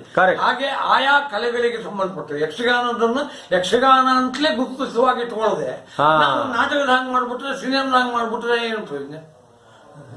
ಈಗ ನೋಡಿ ನೀವು ಆಗ ಹೇಳಿದ್ರಿ ಪೌರಾಣಿಕ ನೆಲೆಗಟ್ಟು ಅಂದ್ರೆ ಇದಕ್ಕೊಂದು ಇಲ್ಲಿ ಅಬದ್ಧ ಮಾತಾಡುವುದಿಲ್ಲ, ಇದೊಂದು ಕಟ್ಟಳೆಗೆ ಒಳಪಟ್ಟಂತಹ ಒಂದು ರಚನೆಗಳು ಎನ್ನುವಂತಹ ಗೌರವದಿಂದ ನಾವು ದೇವಸ್ಥಾನಗಳಲ್ಲಿ ಅಲ್ಲಿ ಇಲ್ಲಿ ಎಲ್ಲ ದೇವಸ್ಥಾನದವರು ಕೂಡ ಆಶ್ರಯವನ್ನು ಕೊಟ್ಟರು ಅಂತೆಲ್ಲ ನೀವು ಹೇಳಿದ್ರಿ. ಬಾರಿ ಅದು ಸರಿ. ಈಗ ಇಷ್ಟೊಂದು ಉತ್ಕೃಷ್ಟವಾದಂತಹ ರಚನೆಗಳು ಇದ್ದಂತಹ ಪ್ರಸಂಗಗಳು ಈಗ ಹೆಚ್ಚು ಕಡಿಮೆ ನಾವು ಲೆಕ್ಕಾಚಾರ ಹಾಕಿದ್ರೆ ಒಂದು 6-7 ಸಾವಿರ ಪ್ರಸಂಗ ರಚನೆಗಳು ನಮ್ಮಲ್ಲಿ ಉಂಟು. ಆಯ್ತಾ? ಈ ಒಂದು ಸಾಹಿತ್ಯ ಪ್ರಕಾರ ಈಗ ನೀವೇ ಆಗ ಹೇಳಿದಾಗೆ ಛಂದಸ್ಸುಂಟು, ನಮ್ಮದೇ ಆದಂತಹ ಮಟ್ಟುಗಳುಂಟು, ನಮ್ಮದೇ ಆದಂತಹ ನಡೆಗಳುಂಟು. ಇಷ್ಟೆಲ್ಲ ನಡೆಗಳು, ಇಷ್ಟೆಲ್ಲ ಸಾಹಿತ್ಯಗಳು ಇರುವಾಗ ನಮ್ಮ ಕನ್ನಡ ಸಾಹಿತ್ಯ ಯಕ್ಷಗಾನ ಪ್ರಸಂಗ ಸಾಹಿತ್ಯವನ್ನು ಯಾಕೆ ಸಾಹಿತ್ಯ ಅಂತ ಪರಿಗಣನೆ ಮಾಡ್ತಾ ಇಲ್ಲ ಅಂದ್ರೆ ಕಾರಣಗಳೇನು ಅಂದ್ರೆ, ದಕ್ಷಿಣ ಕನ್ನಡ ಮತ್ತು ಒಂದು ಸಾಮಾನ್ಯ 3-3.5 ಜಿಲ್ಲೆಗಳಲ್ಲಿ, ಹೌದು, ದಕ್ಷಿಣೋತ್ತರ ಕನ್ನಡ ಮತ್ತು ಶಿವಮೊಗ್ಗ, ಯಾವಾಗಲೂ ನಾವು ಯಕ್ಷಗಾನವನ್ನು ಒಂದು ಆರಾಧ್ಯ ಕಲೆ ಎನ್ನುವ ಭಾವನೆಯಲ್ಲಿ ಹರಕೆ ಹೊತ್ತು, ಮಕ್ಕಳಾಗದಿದ್ರೆ ಹರಕೆ ಹೊತ್ತು, ಮಕ್ಕಳಾದ್ರೆ ಪುತ್ರ ಕಾಮೇಟೆ ಆಟ ಆಡ್ಕೊಡ್ತೇನೆ ಇಲ್ಲಿಯವರೆಗೆ ನಂಬುಗೆಯಿಂದ ಅದನ್ನು ಆರಾಧಿಸಿದ್ದಾರೆ. ಆದ್ರೆ 20-25 ಜಿಲ್ಲೆಗಳು ಉಳ್ಳಂತಹ ಒಂದು ಪ್ರದೇಶದಲ್ಲಿ 3.5 ಜಿಲ್ಲೆಗಳಷ್ಟು ಒಂದು ಪ್ರದೇಶ ಆರಾಧನೆ ಮಾಡಿಕೊಂಡು ಬಂದ ಕಲೆ ಇಡೀ ರಾಜ್ಯದಾಗ್ತದೆ ಎನ್ನುವಾಗ ಉಳಿದ ರಾಜಕೀಯ ಬರ್ತದೆ. ಇಲ್ಲದೆ ಕನ್ನಡ ಭಾಷೆಯಲ್ಲಿ ಯಾವಾಗ ಆಗ್ಬೋದಿತ್ತು. ಕರೆಕ್ಟ್. ಮತ್ತೆ ಬಯಲಾಟಗಳು ಎಂದು ಕೂಡಲೇ ಯಕ್ಷಗಾನ ಅಂತ ಕರೆಯುವ ರೂಢಿ ಬಂದಿತ್ತು. ನಾನು ಯಕ್ಷಗಾನ ಅಕಾಡೆಮಿಗೆ ಪತ್ರ ಬರೆದಿದ್ದೇನೆ. ಯಕ್ಷಗಾನ ಪ್ರಸಂಗಗಳನ್ನು ಇಟ್ಟುಕೊಂಡು, ಆ ಪ್ರಸಂಗದ ಪಟ್ಟಿಯನ್ನು ಇಟ್ಟುಕೊಂಡು ಅದನ್ನು ಪಠ್ಯ ಅಂತ ಒಪ್ಪಿ ರಂಗಕ್ರಿಯೆ ಕೆಲಸಗಳನ್ನು ಮಾಡುವುದು ಮಾತ್ರ ಯಕ್ಷಗಾನ ಆಟ. ದಶಾವತಾರ ಆಟ ಅಂತ ನಾವು ಯಾವ್ದನ್ನು ಕರಿತೇವೋ ಅದು ಮಾತ್ರ ಯಕ್ಷಗಾನ ಆಟ. ಕರೆಕ್ಟ್. ಅದಕ್ಕೆ ಹೋತ ಪುರಾಣೇತರ ಕಥೆಗಳನ್ನ ಅಥವಾ ಸಾಮಾನ್ಯವಾದಂತಹ ಈ ಸಂಖ್ಯಾ ಬಾಲ್ಯ ಇದ್ದ ಯಾವ್ಯಾವುದೋ ಕಥೆಗಳನ್ನ ಇಟ್ಟುಕೊಂಡು ನಾಟಕದ ಮಾದರಿಯಲ್ಲಿ ಪ್ರದರ್ಶನ ಮಾಡುವುದು ಇದಾಗುವುದಿಲ್ಲ. ಅಥವಾ ಸಿಕ್ಕಂತೆ ಕುಣಿಯುವುದಲ್ಲ. ಮತ್ತೆ ಬೇರೆ ನೋಡಿ, ಬಯಲಾಟಗಳಲ್ಲಿ ಬೇರೆ ವಾದ್ಯ ಗಿದ್ಯಗಳನ್ನೆಲ್ಲ ಬರ್ತಾರೆ. ಒಂದು ಪದ್ಯವನ್ನು ಹೇಳುದು ಅಂದ್ರೆ ವಾದ್ಯವನ್ನೇ ಹೀಗೆ ಬಹಳ ಬ್ಯಾಂಡ್ ವಾದ್ಯ. ಆದ್ರೆ ಇಲ್ಲಿ ಯಕ್ಷಗಾನ ಹಾಗಿಲ್ಲ. ಒಂದು ಪದ್ಯದ ಜೊತೆಯಲ್ಲಿ ಅದಕ್ಕೆ ಬೇಕಾದ ಪಕ್ಕವಾದ್ಯಗಳು ವ್ಯವಸ್ಥಿತವಾಗಿ ಸಹಕರಿಸಿ ನಿಂತು ಬಿಡುತ್ತವೆ. ಅರಸಿನಿ ಸುಮ್ಮನೆ ಅನ್ಕೂಲೆ ತಕ್ಕು ತರಿಕಿಟ ಅದಕ್ಕೆ ಸಂಬಂಧಪಟ್ಟ ಹೊರದ ಮತ್ತೆ ದಿನಾಂ ತಾತಯ್ಯ ಸರಿಗಿನ ದಿ ಪದ್ಯವೂ ಮುಗಿತು. ಆರತಿಗೆ ಸಂಬಂಧಪಟ್ಟ ಪದ್ಯದ ಮೃದಂಗದ ಮುಟ್ಟುಗಳು ಉಂಟು. ಮೃದಂಗದ ಮುಟ್ಟುಗಳು ಯಕ್ಷಗಾನದ ಪದ್ಯಗಳು ಎನ್ನುವ ಭಾವನೆ ಬರುವಾಗಿದೆ ನೋಡಿ. ಕೆಲವು ಧೇಮ್ ಧೇಮ್ ತಕಿಟ ತಕಿಟ ತಾಸ್ ತಕಿಟ ಧೇಮ್ ಧೇಮ್ ತಕಿಟ ಧೇಮ್, ಇದನ್ನು ಮಾನವಿ ಮುಟ್ಟು ಅಂತ ನಾವೇನು ಕರಿತೇವೋ ಆಗ ಸುಧನ್ವನು ವೇಗದೆ ರಣಕನೂ ಆಗುತ್ತ ಮುದದಿಂದ ಅಷ್ಟೇ ಅಳತೆಯಲ್ಲಿ ಆ ಮೃದಂಗದ ಪೆಟ್ಟು ಇದೆ. ಹೀಗೆ ಮೊಟ್ಟುಗಳು ಪೆಟ್ಟುಗಳು ಎಲ್ಲವೂ ನೃತ್ಯಕ್ಕೆ ಸಂಬಂಧಿಸಿ ಒಂದು ವೇಷವನ್ನು ಕುಣಿಸುವ ವಿಧಾನವಾಗಿ ಬೆಳೆದು ಬಂದಿದೆ. ಈಗ ಭಾನುನಂದನ ವಾನರೇಶ್ವರ ಅಂತ ಹೇಳಿದ್ರೆ ಮೊದಲೇ ತೈದ ತೈದ ಧೇಮ್ ತೈದ ತಾನೇ ಬಿಡ್ತಾನೆ. ಅವಾಗ ಇದೇ ಈಗ ಸಮಸ್ಯೆ ಆಗಿರುವುದು ಯಾವ್ದು ಹೇಳಿ. ಈಗ ಸಾಹಿತ್ಯ ಏನು ನಮ್ಮ ಯಕ್ಷಗಾನದ ಭಾಗವತಿಗೆ ಸಂಗೀತದ ಶೈಲಿಗೆ ಹೋದ ಕೂಡಲೇ ಮದ್ದಳೆಯಲ್ಲಿ ನೀವು ಹೇಳಿದ ಆ ಗಟ್ಟಿ ಪೆಟ್ಟುಗಳು ಮಾಯವಾಗಿ ಶಾಸ್ತ್ರೀಯ ಸಂಗೀತದ ಪೆಟ್ಟುಗಳು ಬಂತು. ಆಗ ಕುಣಿತ ಅಂದ್ರೆ ನಾಟ್ಯ ಹಾಳಾಯ್ತಲ್ಲ. ಈ ಕೌಶಲ್ಯ ನೋಡಿ, ತಯ್ಯ ದಿನ ತಯ್ಯ ದಿನ ತಯ್ಯತ ದಿನ ತಾದೇಂ, ಇದು ನುಡಿಕೆ. ಅದು ಮದ್ದಳೆಯಲ್ಲಿ ಹುಟ್ಟುತ್ತವೆ, ಬರೆಯುವುದಿಲ್ಲ. ಹುಟ್ಟುತ್ತವೆ ಎನ್ನುವುದಕ್ಕೆ ಸ್ವರ್ಣಮಲ್ಲಿ ಕೃಷ್ಣ ಭಂಡಾರಿಯವರು ಬರೆದ ಯಕ್ಷಗಾನ ಕೈಪಿಡಿಯಲ್ಲಿ ಮದ್ದಳೆ ಯಾವ ಭಾಗದಲ್ಲಿ ಯಾವ ಪೆಟ್ಟುಗಳು ಹುಟ್ಟುತ್ತವೆ ಅಂತ ಬರೆದಿದ್ದಾರೆ. ಕರ್ನಾಟಕ ಮೊದ್ಲೇ ಹಂಗಲ್ಲ, ಅದು ನಮ್ಮ ರಚನೆ ಅಲ್ಲಲ್ಲ. ನಾನೀಗ ಕೇಳುದು, ಹೀಗೆಲ್ಲ ಇಷ್ಟೆಲ್ಲ ಇರುವಾಗ ನೀವು ಸಂಗೀತವನ್ನು ಅಳವಡಿಸಿಕೊಂಡಾಗ ಮದ್ದಳೆಯ ನುಡಿತಗಳು ಶಾಸ್ತ್ರೀಯ ಸಂಗೀತದ ಮೃದಂಗದ ಹಾಗೆ ಆಗ್ತದೆ. ಇಲ್ಲಿ ನಾಟ್ಯಕ್ಕೆ ಅದು ಅನುಕೂಲ ಆಗ್ತದ? ಯಕ್ಷಗಾನ ಕುಣಿತಕ್ಕೆ ಬರುವುದಿಲ್ಲ. ಯಕ್ಷಗಾನಗಳಲ್ಲಿ ಒಂದು ಕುಣಿತ ಇದೆ, ತೈಸ್ತ ದಿನಾಂ ತೈ ಅಂದ್ರೆ ಅದಕ್ಕೊಂದು ಕರೆಕ್ಟ್ ತೈಸ್ತ ಕಾಲಿಗೆ ಬರಬೇಕು, ಹೀಗೆಲ್ಲ ಉಂಟು. ವೇಷದ ಆಕಾರವೇ ವಿನ ವ್ಯಕ್ತಿಯ ಆಕಾರ ಅಲ್ಲ ಇಲ್ಲಿ. ವೀರಗಾಸಿ ಯಕ್ಷಗಾನಕ್ಕೆ ಬೆಳೆದು ಬಂದ ವೇಷಭೂಷಣ ಒಂದು ಖಚಿತವಾದ ಇದನ್ನು ಕೊಟ್ಟಿದೆ. ಅದೇ ನಾನು ಹಾಗೆ ಹೇಳಿದ್ನಲ್ಲ, ಶಿಲ್ಪಕಲೆಯ ಮೇಲೆ ಚಿತ್ರಕಲೆಯ ಮೇಲೆ ಸಹ ರಾಮಾಯಣದಂತ ಕಥೆಗಳನ್ನು ಇಟ್ಕೊಂಡು ಹಕ್ಕಿ ಪಕ್ಷಗಳ ಬೇಡರ ಇದು ಮಾಡಿದರೆ, ಎರಡು ಮುಂಡಾಸನ ಕಲ್ಪನೆಗಳು, ಬಡಗು ತಿಟ್ಟಿನಲ್ಲಿ ತೆಂಕು ತಿಟ್ಟಿನಲ್ಲಿ ಅದ್ಭುತವಾದ ಅನೇಕ ರಕ್ಕಸ ಬೇಟಗಳು, ಈ ಚಾಲಕರ ನಾನಾ ಬಗೆಯ ಮುಖವರ್ಣಿಕೆಗಳು, ಇವೆಲ್ಲ ಒಂದು ಅದ್ಭುತ ಇದೆ. ಅಂದ್ರೆ ಜಗತ್ತು ಅದ್ಭುತ ಕಲೆ ಅಂತ ಸ್ವೀಕರಿಸುವಂತ ರಚನೆಗಳಿದ್ದಾರೆ. ನಾವು ಅದನ್ನ ಏನ್ ಮಾಡ್ತಾ ಇದ್ದೇವೆ ಅಂದ್ರೆ, ನಾವು ನಮ್ಮಲ್ಲಿ ಇರುವ ಈ ಮೊಟ್ಟುಗಳ ತಾಳರಾಗಗಳ ಇಲ್ಲಿಯ ಆಡು ಭಾಷೆಯ ಒಂದು ಸೊಗಡು. ಈಗ ಆಡು ಭಾಷೆಯ ಸೊಗಡು ಅಂದ್ರೆ ಹೌದು, ಗೊತ್ತಾಯ್ತು. ಈಗ 1, 2, 3, 4 ಇದು ಸಹಜ ಭಾಷಾ ಕಲಿಕಾ ವಿಧಾನ ಆಯ್ತು. ಆದ್ರೆ ನಮ್ಮಲ್ಲಿ ಯಾವ ಸ್ಕೂಲ್ಗಳನ್ನು ನೋಡಿ ಹಿಂಗೆ 1, 2, 3, 4 ಹೀಗೆ ಹೇಳುವುದಿಲ್ಲ. ಆಯಾ ಜನಾಂಗದ ಧ್ವನಿ ಒಂದು ರೀತಿ ಆಡು ಆ ಭಾಷೆಯನ್ನು ಬಳಸಲಿಕ್ಕಾದಂಗೆ ಈಗ ಹವ್ಯಕ ಒಂದೊಂದ್ಲೆ ಒಂದ ಹಿಂಗೆ ಹೇಳ್ಕೊಟ್ರು. ಆವಾಗ ಅವನಿಗೆ ಹವ್ಯಕ ಭಾಷೆಯೂ ಅಲ್ಲಿ ಉಳಿತು. ಆಡು ಭಾಷೆ ಒಂದೊಂದ್ಲೆ ಒಂದ, ಒಂದೆರಡ್ಲೆ ಎರಡ, 1 3ಲೆ 3 ಹೀಗೆ ಹೇಳಿದ್ರೆ ಆಡು ಭಾಷೆಯೂ ಉಳಿತು. 1 ಒಂದಲೆ 1, 1 2ಲೆ 2 ಇದು ಬರೀ ಅಕ್ಷರ ಪಾಠ ಕ್ರಮ ಅಂತದೆ. ಶಾಲೆಯಲ್ಲಿ ಆಡು ಭಾಷೆ ಇರಲಿ ಅಂತ ಅಲ್ಲಲ್ಲಿ ಇಂಥದ್ದನ್ನ ಬಾಯಿ ಪಾಠ ಕ್ರಮ ಅಂತ ಇಟ್ಟಿದ್ರು. ಆ ಬಾಯಿ ಪಾಠ ಕ್ರಮದಲ್ಲಿ ಆಡು ಭಾಷೆಗಳು ಬರ್ತಿದ್ವು. ಮತ್ತೆ ಅನುಕರಣೆಯಲ್ಲಿಯೂ ಒಂದೇ ವಿಧಾನವಾಗಿ ಇಟ್ಟುಕೊಂಡು ಬಂದಿದ್ದಾರೆ. ಈಗ ಮಂತ್ರ ವಿಭಾಗದಲ್ಲಿ ಪಾಠ ಹೇಳುದು ಅಂದ್ರೆ ಮಂತ್ರ 100 ಜನ ವೈದಿಕರು ಕೂತ್ಕೊಂಡು ಒಂದು ಗಣಪತಿ ಮಂಗಳಾರತಿ ಆದ್ಕೂಲೆ ಒಂದು ರಾಜಾನ ಸಾಯಿನೇ ಅಂದ್ರೆ 100 ಜನ ಒಟ್ಟಿಗೆ ಹೇಳ್ತಾರೆ ನೋಡಿ. ಆದ್ರೆ ಯಕ್ಷಗಾನದ ಭಾಗವತ 100 ಜನ ಇದ್ದು ವಾರಣ ಅಷ್ಟು ಜನ ಹೇಳಿದ್ರೆ ಒಬ್ಬ ಹೇಳಿದ್ರು ಮತ್ತೊಬ್ಬ ಹೇಳ್ತಾರೆ. ಹೌದು, ಹಾಗೆ ಅನುಕರಣಾ ಪದ್ಧತಿಯಲ್ಲಿ ಅದಕ್ಕೊಂದು ವ್ಯವಸ್ಥೆ ಇತ್ತು. ಅಲ್ಲಲ್ಲ, ಒಂದ್ ಸೆಕೆಂಡ್. ಈಗ ಈ ಅನುಕರಣ ಅಥವಾ ಅನುಸರಣೆ ಈ ಪದ್ಧತಿಯನ್ನು ಬಿಟ್ಟು ನಾವು ನಮ್ಮ ಸ್ವಂತಿಕೆಯನ್ನು ಮಾಡ್ತಾ ಹೋದ್ರೆ ಯಕ್ಷಗಾನ ಉಳಿತದ? ಯಕ್ಷಗಾನ ಉಳಿಯುವುದಿಲ್ಲ. ಆದರೆ ಆ ಗಣಿತ ಶಾಸ್ತ್ರದ ಪ್ರಕಾರ ತಾಳವನ್ನು ಕಲಿಸುವುದು ಪ್ರಾದೇಶಿಕವಾಗಿದೆ. ಕರೆಕ್ಟ್. ಇದು ನಮ್ಮಲ್ಲಿ ಆದಿತಾಳ, ಅದೇನು ಅದಕ್ಕೆ ಹೇಳುವ ಬೋಳುಗಳ ಮೇಲಿಂದ ಪ್ರಾದೇಶಿಕತೆ ಅಳಿತಾರೆ. ಕರೆಕ್ಟ್. ತಾ ಹಸ್ತದಿಂದ ತಾ ತೋಂ ತದ್ದಿನ್ನಕ್ಕ. ಕರೆಕ್ಟ್. ನನಗೆ ನಮ್ಮ ಗುರುಗಳು ಹೇಳ್ಕೊಟ್ಟಿದ್ದು ಅಂದ್ರೆ ಹಸ್ತದಿಂದ ತಾ ತೋ ತರಿಕಿರ ಗಿಡಗಳ ಒಬ್ಬ ವಿಷಮದಲ್ಲಿ ಹೇಳ್ಕೊಡ್ತಾರೆ. ಹೌದು. ನಮ್ಮ ಅದು ಅತಿತಾಳ ಅಲ್ಲ ಹೇಳಲಿಕ್ಕೆ ಬರೋದಿಲ್ಲ, ಅಲ್ಲಿ ಕಲಿಸಿದ ಕ್ರಮ ಹಾಗೆ. ಇದೆಲ್ಲ ಗೊತ್ತಾಗುವ ಹಾಗೆ ಸ್ವಲ್ಪ ಮಟ್ಟಿಗೆ ಗಣಿತ ಸೂತ್ರದಲ್ಲಿ ಇದನ್ನು ಮಾಡಬೇಕು. ಅದನ್ನು ನಾನು ಮಾಡಿದ್ದೇನೆ. ಮತ್ತೆ ಕನ್ನಡ ಶಾಲೆಯಲ್ಲಿ ಪ್ರಾಥಮಿಕವಾಗಿ 5, 6, 7ನೇ ಕ್ಲಾಸಿನವರಿಗೆ ಯಕ್ಷಗಾನವನ್ನು ಕಲಿಸುವುದನ್ನು ಆರಂಭಿಸಿದವ ನಾನು. ಆ ಕಾಲದಲ್ಲಿ ಹುಡುಗರ ಜೊತೆಯಲ್ಲಿ ಗಂಡು ಹುಡುಗರ ಜೊತೆಯಲ್ಲಿ ಹೆಣ್ಣು ಹುಡುಗರನ್ನು ಸೇರಿಸಿಕೊಂಡವ ನಾನು. ಕರೆಕ್ಟ್. ಅದಕ್ಕೆ ಅಪವಾದಗಳು ಬಂದಾಗ ನಾನು ಹೇಳಿದೆ, ಇವರು ನಿಮ್ಮ ಮಗಳು ಮದುವೆ ಆದ್ಮೇಲೆ ಯಕ್ಷಗಾನ ವೇಷ ಹಾಕಿ ಕುಣಿಬೇಕು ಅಂತಿಲ್ಲ. ಅವಳಿಗೆ ಅದೊಂದು ಸಂಸ್ಕಾರ ಆದರೆ ಅವಳು ಮುಂದೊಬ್ಬಳು ತಾಯಿ ಆಗುವಳು. ಆದ್ದರಿಂದ ಗರ್ಭ ಸಂಸ್ಕಾರವಾಗಿ ಈ ಯಕ್ಷಗಾನದ ಒಂದು ಲಯ, ಒಂದು ಹೆಜ್ಜೆ, ಇದು ಆಟೋಮೆಟಿಕ್ ಆಗಿ ಮುಂದಿನ ಪೀಳಿಗೆಗೆ ಬರ್ತದೆ. ಗರ್ಭ ಸಂಸ್ಕಾರ ಆಗ್ತದೆ. ಒಂದು ಕಲೆಯ ರೀತಿಯನ್ನ ಗರ್ಭ ಸಂಸ್ಕಾರವಾಗಿ ಮಾಡಿಕೊಟ್ರೆ ನಾವು ಕಲಾವಿದರು ಹುಟ್ಟಲಿ ಅಂತ ಬಯಸಿದಂಗೆ. ಆದ್ರೆ ಇದನ್ನು ಹೇಳಿ ನಾನು ಹೆಣ್ಣು ಮಕ್ಕಳನ್ನು ಸೇರಿಸಿಕೊಂಡು ನೋಡಿ, ಈಗ ಮಹಿಳಾ ಮಂಡಳಿಗಳು ಎಷ್ಟಾಗಿದ್ದಾವೆ, ಮಕ್ಕಳ ಮಂಡಳಿಗಳು ಎಷ್ಟಾಗಿದ್ದಾವೆ. ಅದು ನಾನು ಆಲೋಚನೆ ಮಾಡಿದಂತೆ ನನಗೆ ಕನಸು, ನನ್ನ ಸಾದ ಅನುಭವ ಬರ್ತದೆ. ಅದು ಎಲ್ಲರಿಗೂ ಇರೋದಿಲ್ಲ, ನನಗೆ ಬಂದಿದೆ. ಹಾಗೆ ಪಠ್ಯಕ್ರಮವನ್ನು ನಾನು ರೂಪಿಸುವ ಈಗ ತಾ ಹಸ್ತದಿಂದ ದಿಕ್ಕುತಕ ತಾ ತೋಂ ತದ್ದಿನ್ನ ಕೈಲಿಗ ಒಂದು ಪೆಟ್ಟು, ಒಂದು ಹುಸಿ, 2 ಪೆಟ್ಟುಗಳು ಬಿದ್ದು. ಇದನ್ನು ನಾನೇನ್ ಮಾಡಿದೆ, ತಾ ಹಸ್ತದಿಂದ ದಿಕ್ಕುತಕ ತಾ ತೋಂ ತದ್ದಿನ್ನ 1, 2, 3, 4, 5, 6, 7, 8 ಹೀಗೆ ಹೇಳ್ಕೊಟ್ಟೆ. ಈಗ ಅವನಿಗೆ ತಾ ಹಸ್ತ ಈ ಹಸ್ತ ಎಲ್ಲ ಹೇಳ್ಬೇಕು ಇಲ್ಲ, ಗಣಿತ ಹೇಳಿದ್ರೆ ಸಾಕು, ಹುಡುಗನಿಗೆ ತಾಳ ಗೊತ್ತಾಗ್ತದೆ. ಕರೆಕ್ಟ್. 1, 2, 3, 4, 5, 6, 7 ಇದು ತ್ರಿವಿಡ ಅಂದ್ಬಿಟ್ರೆ ಅವನಿಗೆ ತ್ರಿವಿಡ ತಾಳ ಗಟ್ಟಾಗ್ತದೆ. ತಾ ಕಿಟ್ಟ ತಕ್ಕ, ತದಿ ಕಿಟ್ಟ ಕಿಟ್ಟ ತಕ್ಕ ಅಂದ್ರೂ ಅದೇ. ಇದು ಪರಂಪರೆ ಇದಾಗಿತ್ತು. ನಾನು ಅದನ್ನು ಗಣಿತ ಸೂತ್ರಕ್ಕೆ ಅಳವಡಿಸಿ ಇದು ಮಾಡಿದ್ರಿಂದ ಅದನ್ನು ಬಹಳ ಜನ ಈಗ ಒಪ್ಪಿದ್ದಾರೆ. ಎಲ್ಲ ಕಲಿಸುವವರು ಈ ಗಣಿತ ಸೂತ್ರದ ಪದ್ಧತಿಯಲ್ಲಿ ಇದು ಮಾಡ್ತಾರೆ. ಈ ನಮ್ಮಲ್ಲಿ ಪ್ರಾದೇಶಿಕ ಭಾಷೆ ನಮ್ಮ ಪ್ರಾದೇಶಕ್ಕೆ ಬೇಕು, ಇರಲಿ. ಅದು ನಾನು ಹೇಳೋದು ಪ್ರಾದೇಶಿಕವಾಗಿ ಈಗ ಅವರ ಅಲ್ಲಿ ಪರಂಪರೆಯಿಂದ ಯಕ್ಷಗಾನ ಮಾಡ್ತಾ ಇದ್ದವರು ತಮ್ಮ ಅಭಿವೃದ್ಧಿಗೆ ಸಂಬಂಧಪಟ್ಟ ಅಂಶಗಳನ್ನು ಉಳಿಸಿಕೊಳ್ಳಿ. ಆದರೆ ಒಟ್ಟು ಒಂದು ವಿಶ್ವಾದ್ಯಂತ ಒಂದು ಕಲೆಯ ಪರಿಚಯ ಮಾಡಿಕೊಳ್ಬೇಕು ಹೇಳುವಾಗ ಒಂದು ಮೆಥಡ್ ಅಥವಾ ವ್ಯಾಕರಣ ಬೇಕಾಗ್ತದೆ. ಅಂತಹ ವ್ಯಾಕರಣವನ್ನು ಈಗ ಗಣಿತ ಸೂತ್ರದ ಕ್ರಮದಲ್ಲಿ ಮಾಡಲಿ.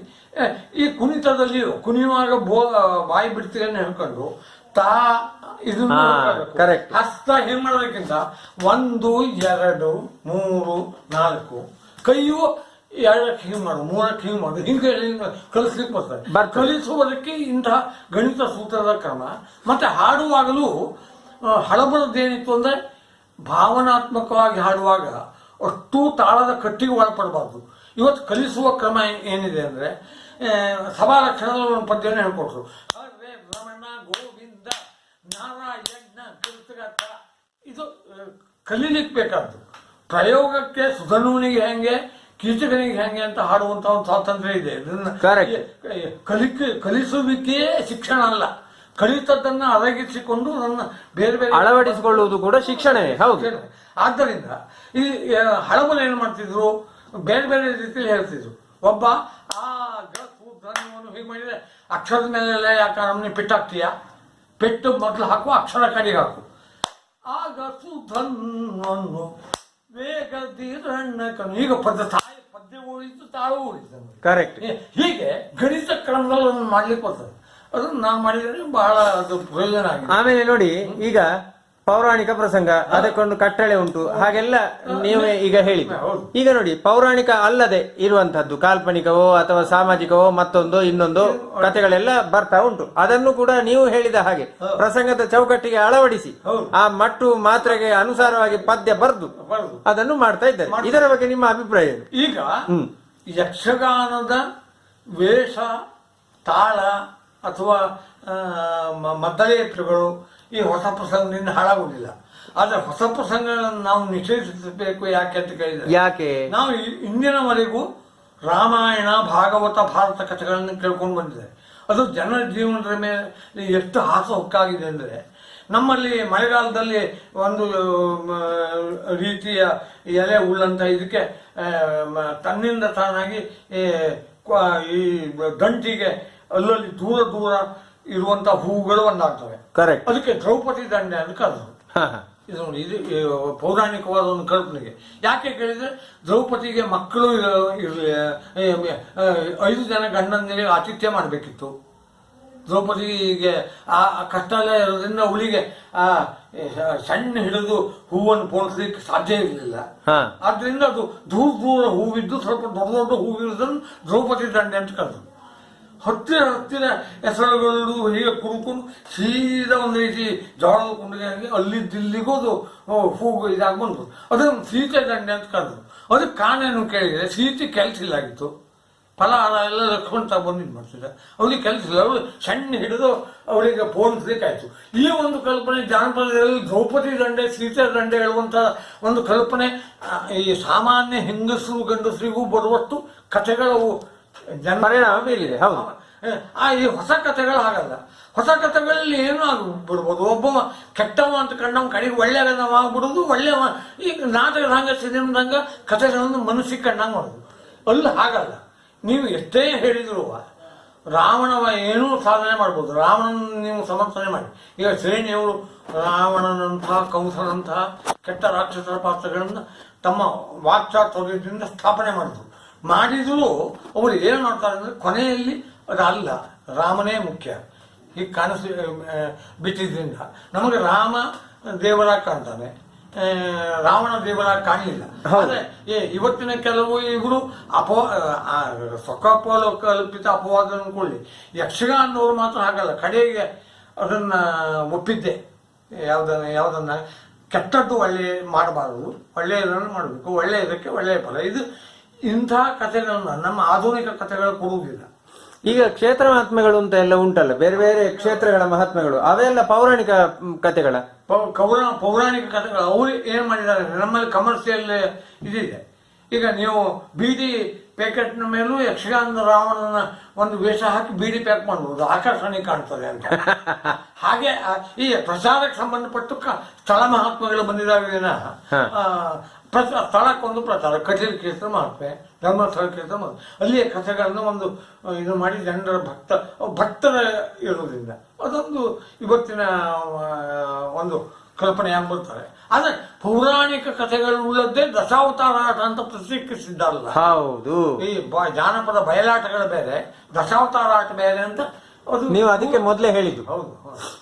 ಈಗ ನೋಡಿ, ಯಕ್ಷಗಾನದಲ್ಲಿ ಈಗ ಬಹಳಷ್ಟು ಬದಲಾವಣೆಗಳು ಆಗ್ತಾ ಇದೆ. ಅಂದ್ರೆ ಅದು ನಾಟ್ಯದಲ್ಲಿರ್ಬೋದು, ಅಥವಾ ಮಾತುಗಳಲ್ಲಿ ಇರ್ಬೋದು, ಅಥವಾ ಹಾವಭಾವದಲ್ಲಿರ್ಬೋದು, ಅಭಿನಯದಲ್ಲಿರ್ಬೋದು, ಹಿಮ್ಮೇಳದಲ್ಲಿರ್ಬೋದು, ಎಲ್ಲದರಲ್ಲೂ ಒಟ್ಟಾರೆ ಬಹಳಷ್ಟು ಬದಲಾವಣೆಗಳಾಗ್ತಾ ಇದೆ. ಈಗ ಒಟ್ಟಾರೆ ಬದಲಾವಣೆ ಆಗ್ತಾ ಇದೆ, ಇದು ಆರೋಗ್ಯಕರ ಅಲ್ಲ ಅಂತ ಹೇಳುವ ನಮ್ಮಂತವರಿಗೆ ಏನು ಅದು ಅಲ್ಲಲ್ಲ. ನೀವು ಏನು ಅಪ್ಪ ನಟ ಆಲದ ಮರ ಅಂತ ಪರಂಪರೆ ಅಂತ ನೇತ ಹಾಕಿಕೊಳ್ತೀರಿ ಅಂತ ಹೇಳ್ತಾರೆ. ಹೌದು. ಈಗ ಈ ಬದಲಾವಣೆ ಅಂತಂದ್ರೆ ಈಗ ಯಕ್ಷಗಾನದಲ್ಲಿ ನೀವು ಆಗ ಹೇಳಿದಾಗೆ ಇದರಲ್ಲಿ ಈ ಮೊದಲೇ ಬಹಳಷ್ಟು ವೈವಿಧ್ಯತೆಗಳು ಉಂಟು. ಇನ್ನು ಪುನಃ ವೈವಿಧ್ಯತೆ ಅಂತ ಹೇಳಿದ್ರೆ ಅಂದ್ರೆ ಭರತನಾಟ್ಯದಿಂದ ತಗೊಳ್ಳೋದು, ಕೂಚಿಪುಡಿಯಿಂದ ತಗೊಳ್ಳೋದು, ಅಥವಾ ಒಡಿಸಿಯಿಂದ ತಗೊಳ್ಳೋದು, ಮತ್ತೊಂದು ತಗೊಳ್ಳೋದು, ಇನ್ನೊಂದು ತಗೊಳ್ಳೋದು, ಹೀಗೆ ಮಾಡಿದ್ರೆ ಯಕ್ಷಗಾನವಾಗಿ ಉಳಿಲಿಕ್ಕೆ ಸಾಧ್ಯ ಉಂಟಾ? ಸಾಧ್ಯ ಇಲ್ಲ. ಆದರೆ ಆದರೂ ಸಹ ಯಕ್ಷಗಾನವಾಗಿಯೇ ಇರುತ್ತದೆ ಭವಿಷ್ಯದಲ್ಲಿ ಎನ್ನುವ ಭರವಸೆ ನಮಗೊಂದು ಹುಟ್ಟದಾಗಿದೆ. ಆ ಭರವಸೆಗೆ ಕಾರಣ ಯಕ್ಷಗಾನದ ಒಂದು ವೇಷ ನೋಡಿ. ಯಕ್ಷಗಾನದ ವೇಷದಲ್ಲಿ ಇನ್ನೇನು ಸೇರಿಸಲಿಕ್ಕೆ ಸಾಧ್ಯ ಇಲ್ಲ. ಕಾಲುಂಗರದಿಂದ ಕಟಕದಿಂದ ಹಿಡಿದು ವೀರಗಾಸೆ, ಎದೆಹಾರ, ಕರ್ಣಕುಂಡಲಗಳು, ಬಾಜು ಬಂದು, ಭುಜಕೀರ್ತಿ, ಅಡ್ಡರಕ್ಕೆ ಅಂದ್ರೆ ದೇಹ, ಈ ವೇಷಭೂಷಣಗಳೇ ಒಂದು ಆಕಾರವನ್ನು ತಂದಿವೆ ಯಕ್ಷಗಾನ ನೃತ್ಯಕ್ಕೆ. ಅದಕ್ಕಾಗಿ ಯಕ್ಷಗಾನದ ನೃತ್ಯ ನಿಲುವು ಬೇರೆ. ನಾವು ಓಡಿಸಿದ ಭರತನಾಟ್ಯದ್ದೆಲ್ಲ ತಂದಿರೋದು ಈ ಯಕ್ಷಗಾನ ರಂಗಕ್ಕೆ ಒಗ್ಗುವುದಿಲ್ಲ, ದೇಶದ ಆಕಾರಕ್ಕೆ ಹೋಗುವುದಿಲ್ಲ. ಅದು ಅಷ್ಟು ಮಾತ್ರ ಅಲ್ಲ, ಬಡಗಿನ ನಾಟ್ಯ ತೆಂಕಿಗೆ ಹೋಗುವುದಿಲ್ಲ, ತೆಂಗಿನ ನಾಟ್ಯ ಬಡಗಿಗೆ ಹೋಗುವುದಿಲ್ಲ. ಅದನ್ನು ನಾನು ಹೇಳಿದ್ದೆ. ತೆಂಗಿನವರು ಬಡಗಿನ ನೃತ್ಯ ಅನುಕರಣೆ ಮಾಡಬೇಡಿ, ಅದು ಅಲ್ಲಿಯ ವೇಷಭೂಷಣಕ್ಕೆ ಸಂಬಂಧಪಟ್ಟಿದ್ದು. ಅಂದ್ರೆ ಒಂದು ವೇಷದ ನಿರ್ಮಾಣ ಆದಾಗ ಅದೊಂದು ಆಯಾ ಆಕಾರವನ್ನ ಕೊಡ್ತದೆ. ಆ ಆಯಾ ಆಕಾರಕ್ಕೆ ಈ ನಾಟ್ಯ ಸೂಟೇಬಲ್ ಅಲ್ಲ. ಅದನ್ನು ಆಲೋಚನೆ ಮಾಡಿ. ಆದ್ರೆ ಏನಾಗಿದೆ ಅಂದ್ರೆ ಈಗಿನ ಪರಿಸ್ಥಿತಿ ಯಾವ ವ್ಯಕ್ತಿಗಳಿಗೆ ಇರಲಿ, ಈಗ ನಾವು ದೇವರನ್ನ ಎಲ್ಲರೂ ಗೌರವಿಸಬೇಕು ಅಂತ ದೇವ್ರ ಪೂಜೆ ಮಾಡೋದಲ್ಲ. ಪರ್ಫೆಕ್ಟ್. ನನಗೊಂದು ಒಳ್ಳೇದಾಗ್ಲಿ, ನನಗೆ ಲಾಭ ಆಗಲಿ, ಅತ್ತೆ ಮನೆ ಹಾಳಾಗಲಿ ಹೇಳುವ ಮನಸ್ಸಿನ ಭಾವನೆ ಇಟ್ಕೊಂಡು ನಾವು ಸ್ತುತಿ ಮಾಡೋ ಕಲಾವಿದರು ಹಾಗೆ ಮಾಡಬಾರ್ದು. ಕಲೆಗೆ ಮಹತ್ವ ಕೊಡಬೇಕು. ಈ ಕಲೆಯನ್ನು ಏನು ಮಾಡ್ಕೊಂಡಿದ್ದಾರೆ, ಕಮರ್ಷಿಯಲ್ ದೃಷ್ಟಿಯಿಂದ ನೋಡ್ತಾರೆ. ಅವನಿಗೆ ಪ್ರಶ್ನೆ ಇಟ್ಟುಕೊಳ್ಳೆ ಯಕ್ಷಗಾನದಲ್ಲಿ ಹಾಗೆ ಮಾಡಬೇಕು ಹೇಳಿದೆ. ನೀನು ರುಮಾಲ ಕತ್ತಿ ಕುರಿತು ಬಹಳ ಚಲೋ ಆಗ್ತದೆ. ಪರಂಪರೆಯಲ್ಲಿ ಇತ್ತು ರುಮಾಲ ಕುರಿತು ಒಂದು ಸರಾಯಿ ಆಗ್ತಿತ್ತು. ಅದು ಭಾಗವತ ಅಂತ ಗುರುತಿಸುವುದಕ್ಕೆ ಭಾಗವತ ಮೊದಲನೇ ವೇಷದಾಗ ಎನ್ನುವವರೆಗೆ ಕರೀತಾರೆ. ಅದಕ್ಕೊಂದು ರೂಪ ಇತ್ತು. ಹಾಗೆ ಮಾಡಬೇಕು ಎಲ್ಲಿ ಬರ್ಕೊಂಡಿದೆ ಅಂತ ಹೇಳ್ತಾರೆ. ವಾಸ್ತವಿಕವಾಗಿ ಅವ ಯಕ್ಷಗಾನ ರಂಗದಲ್ಲಿ ಬಂದೇ ಬಿಡ್ಬೇಕು ಎಲ್ಲಿ ಬರ್ಕೊಂಡಿದೆ. ಆ ಕಲಾವಿದ ಯಕ್ಷಗಾನಕ್ಕೆ ಬಂದೇ ಬಿಡ್ಬೇಕು ಎಲ್ಲಿ ಬರ್ಕೊಂಡಿದೆ.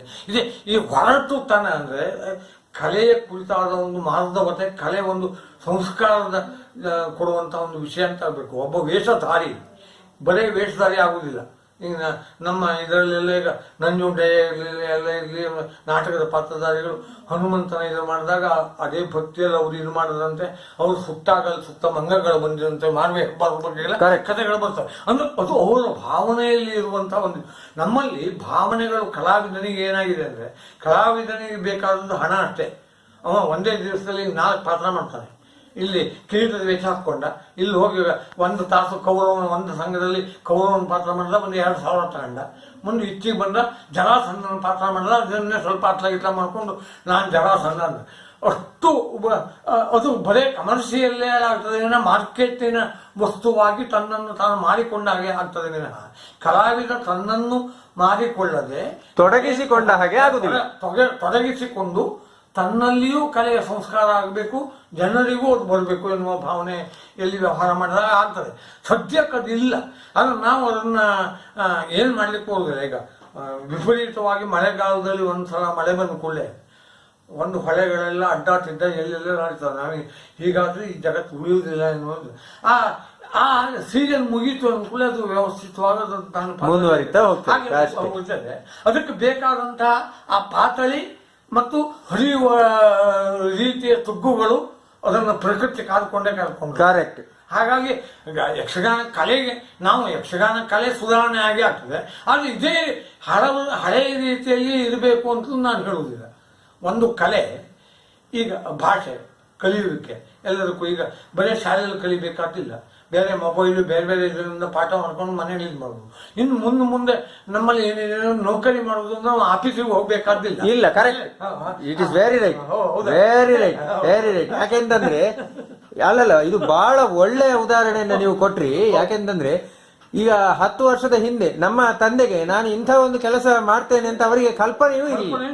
ಈಗ ನಾನು ಯಾವುದೋ ಬೇರೆ ಕೆಲಸ ಮಾಡ್ತಾ ಇದ್ದೇನೆ. ಇನ್ನು ಮುಂದಕ್ಕೆ ನಮ್ಮ ಮಕ್ಕಳಿಗಾಗುವಾಗ ಕೆಲಸ ಅಂದ್ರೆ ಉದ್ಯೋಗದ ಒಂದು ಲಕ್ಷಣ ಅಂದ್ರೆ ಆಫೀಸ್ಗೆ ಹೋಗಿ ಕೆಲಸ ಮಾಡ್ಬೇಕು ಅಂತಿಲ್ಲ. ಅದು ಏನು ಕೆಲಸ ಮಾಡ್ತಾನೋ ಆ ಕಾಲಕ್ಕೆ ಬಿಟ್ಟದ್ದು ಹೊರತು ನಮ್ಗೆ ಈಗ ಊಹಿಸ್ಲಿಕ್ಕೂ ಸಾಧ್ಯ ಇಲ್ಲ. ಇಲ್ಲ. ಮತ್ತೆ ನೀವು ಹೇಳಿದ್ದು ಬಾರಿ ಒಳ್ಳೆ ಪಾಯಿಂಟ್. ಒಂದು ಕಲೆ ನೀವು ಬಹುತೇಕ ನಾಟಕ ನೋಡುವಾಗ, ಸಿನಿಮಾ ನೋಡುವಾಗಿನ ಭಾವನೆ ಬೇರೆ. ನೀವೊಬ್ರು ದಕ್ಷಿಣೋತ್ತರ ಕನ್ನಡ ಜಿಲ್ಲೆಯವರು ಯಕ್ಷಗಾನದ ಒಡನಾಟದಲ್ಲಿದ್ದವರಾದ್ರೆ ಅವರಿಗೆಲ್ಲ ಯಕ್ಷಗಾನ ನೋಡುವಾಗ ಬರುವ ಒಂದು ಭಾವನೆ, ಗಾಂಭೀರ್ಯತೆ ಸಿನಿಮಾ ನೋಡುವಾಗ ಬರುವುದಿಲ್ಲ. ಯಕ್ಷಗಾನದಲ್ಲಿ ವಿಘ್ನೇಶ ಅಂತ ಚಂಡೆ ಬಿಡೋ ಕೂಡಲೇ ಏನು ಒಂದು ಇದು ಬರ್ತದೆ. ಸಿನಿಮಾದಲ್ಲಿ ಟಿಕೆಟ್ ತಗೊಂಡು ಅವ್ರು ಬೇಕಾದ್ರೆ ಸಿನಿಮಾದ್ದೇ ದೃಶ್ಯಗಳನ್ನ ಇದು ಮಾಡ್ತಾ ಇರ್ಲಿ, ಸಿನಿಮಾದ ಒಂದು ಪದ್ಯ ಹಾಕಿರ್ಲಿ, ನಿಮಗದು ಬರುವುದಿಲ್ಲ. ಈ ಯಕ್ಷಗಾನ ಕಲೆಗೆ ಒಂದು ಪೂಜಾ ಸಂಸ್ಕಾರ ಸಿಕ್ಕಿದೆ. ನೋಡಿ, ಇಲ್ಲೊಂದು ಪ್ರಶ್ನೆ ಉಂಟು ನನ್ನದು. ಈಗ ನೀವು ಹೇಳಿದ್ರಿ ಯಕ್ಷಗಾನ ಕಲೆ ಅನ್ನುವಂಥದ್ದು ಅದು ಸಂಸ್ಕಾರವನ್ನು ಕೊಡ್ತದೆ ಅಂತ ನೀವು ಹೇಳಿದ್ರಿ. ಅದನ್ನು ನಾನು ಬಹಳಷ್ಟು ವರ್ಷಗಳ ಕಾಲ ನಾನು ಅದನ್ನು ನಂಬಿಕೊಂಡೇ ಇದ್ದವ. ಆದ್ರೆ ಇತ್ತೀಚೆಗೆ ನನಗೆ ಅದನ್ನು ನಂಬಲಿಕ್ಕೆ ಸ್ವಲ್ಪ ಕಷ್ಟ ಆಗ್ತಾ ಉಂಟು. ಯಾಕೆಂತಂದ್ರೆ ಒಂದನೇದಾಗಿ ಕಲಾವಿದರಲ್ಲಿ ಇರುವಂತಹ ದುಶ್ಚಟಗಳು ಅಥವಾ ಅವರ ಕೆಟ್ಟ ನಡೆನುಡಿಗಳು ಅದು ಒಟ್ಟೊಟ್ಟಿಗೆ ಇರ್ಲಿ. ಅದು ವ್ಯಕ್ತಿ ಬೇರೆ ಅಥವಾ ಏನು ಕಲೆ ಬೇರೆ ಅಂತ ಎಲ್ಲ ಹೇಳ್ತಾರೆ. ಅದು ವ್ಯಕ್ತಿತ್ವ ಒಬ್ಬನಿಗೆ ಒಂದೇ ಇರುವುದು, ಎರಡೆರಡು ಇಲ್ಲ.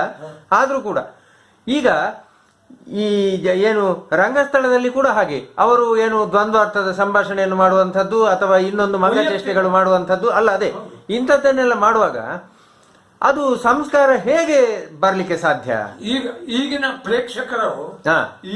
ಪ್ರೇಕ್ಷಕರು ಈಗ ನಡೆಯುತ್ತಿರುವ ಪ್ರದರ್ಶನ ರೀತಿ ಅದೊಂದು ವಿಕೃತಿ ಅಂತ ಇಟ್ಟುಕೊಳ್ಬೇಕು. ಸಂಸ್ಕೃತಿಗೆ ಸಂಬಂಧಪಟ್ಟು ಹಳೆಯ ಪದ್ಧತಿಗಳು. ಈಗ ಯಕ್ಷಗಾನಕ್ಕೆ ಬಹಳ ಮಾತುಗಳು ಬೇಡ, ವೇಷ ರಂಗದಲ್ಲಿ ಬೇಡ. ನೀವು ಮಾತಾಡ್ಬೇಕು, ಬರೇ ಮಾತಾಡ್ಬೇಕಾ, ಈ ಕೂಟವನ್ನು ಇಟ್ಕೊಂಡು ಬೇಕಾದ್ರೆ ಚರ್ಚೆ ಮಾಡಿ. ಶಂಕರಾಚಾರ್ಯರು, ಮಂಡನ ಮಿಶ್ರರು ಇವರು ಹೇಳಿ ದ್ವೈತ ಅದ್ವೈತ ರಂಗಸ್ಥಳದಲ್ಲಿ ಅಷ್ಟು ಮಾತುಗಳು ಬೇಡ. ಮಾತುಗಳು ಭಾವನಾಪೂರ್ಣವಾಗಿ ಬರಬೇಕು. ಈಗ ಉದಾಹರಣೆಗೆ ಹಾರಾಡಿ ರಾಮ ಇರ್ಬೋದು, ಅಥವಾ ಪುತ್ತೂರು ನಾರಾಯಣ ಹೆಗಡೆಯವರು ಇರ್ಬೋದು. ಹೌದು, ಅವರು ಹೇಳುವಾಗ ಒಂದು ಸ್ವರ ಪುತ್ತೂರು ನಾರಾಯಣ ಬಗ್ಗೆ ನಾನು ವಿಶೇಷವಾದ ಒಂದು ಗೌರವ ಏನು ಕೊಡ್ತೇನೆ ಅಂದರೆ, ಅಷ್ಟು ಮಂದರದಲ್ಲಿ ಮಾತಾಡುವ ಕಲಾವಿದರೇ ಇಲ್ಲ. ಯಾಕೆಂದ್ರೆ ಆ ಮಂದರ ಸಪ್ತಕ ನಮ್ಮಲ್ಲಿ ಯಕ್ಷಗಾನದಲ್ಲಿ ಬಿಟ್ಟು ಹೋಗ್ತಾ ಇದೆ, ಬಳಸಬೇಕು ಅಂತ ನಾನು ಹೇಳುವ. ಈ ಹೆಣ್ಣು ಮಕ್ಕಳೆಲ್ಲ ಈ ವೇಷ ಕಟ್ಲಿ ಅರ್ಥ ಮಾಡಲಿ, ಅದನ್ನ ಮೀಸೆ ಹಚ್ಕೊಂಡಾಗ ಕೀಳು ಧ್ವನಿಯಲ್ಲಿ ಅಲ್ಲವೇ ಹೀಗೆ ಹೇಳಿರೋದು ಗಂಡು ವೇಷವೇ ಹಾಗೆ ಕಾಣುದಿಲ್ಲ. ಅವ್ರು ಏನ್ ಮಾಡ್ಬೇಕು ಅಂದ್ರೆ ಮಂದರ ಸಪ್ತಕಗಳೇ ಮಾತಾಡ್ಬೇಕು. ಏನು ಏನು ಹೇಳಿದೆ ಹೆಣ್ಮಕ್ಳು ಮಾತಾಡಿದ್ರು ಅವಾಗ ಮೀಸೆ ಕಟ್ಕೊಂಡಿದ್ದಕ್ಕೊಂದು ಸಾರ್ಥಕ ಬರ್ತದೆ. ಕರೆಕ್ಟ್. ಹೀಗೆ ಮಾಡದೆ ಆ ಪಾತ್ರ. ಒಂದು ಸೆಕೆಂಡ್ ಸರ್, ಹಾಗಾದ್ರೆ ನಾವು ಮಂದ್ರದಲ್ಲಿ ಮಾತಾಡಿದ್ರೆ ಗಡಸು ಸ್ವರವನ್ನು ಉತ್ಪಾದನೆ ಮಾಡಬಹುದು. ಮಂದರ ಸಪ್ತಕ ಅಂದ್ರೆ ಖರ್ಚು ಅಂತಾರಲ್ಲ, ಮಂದರ ಇದು ಬಂತು ಖರ್ಚು ಬರ್ತದೆ. ಅದು ಹೆಣ್ಣು ಧ್ವನಿ ಗಂಡು ಧ್ವನಿ ಎಲ್ಲದಕ್ಕೂ ಒಂದು ಬೇರೆ ಗಾಂಭೀರ್ಯ ಕೊಡ್ತದೆ.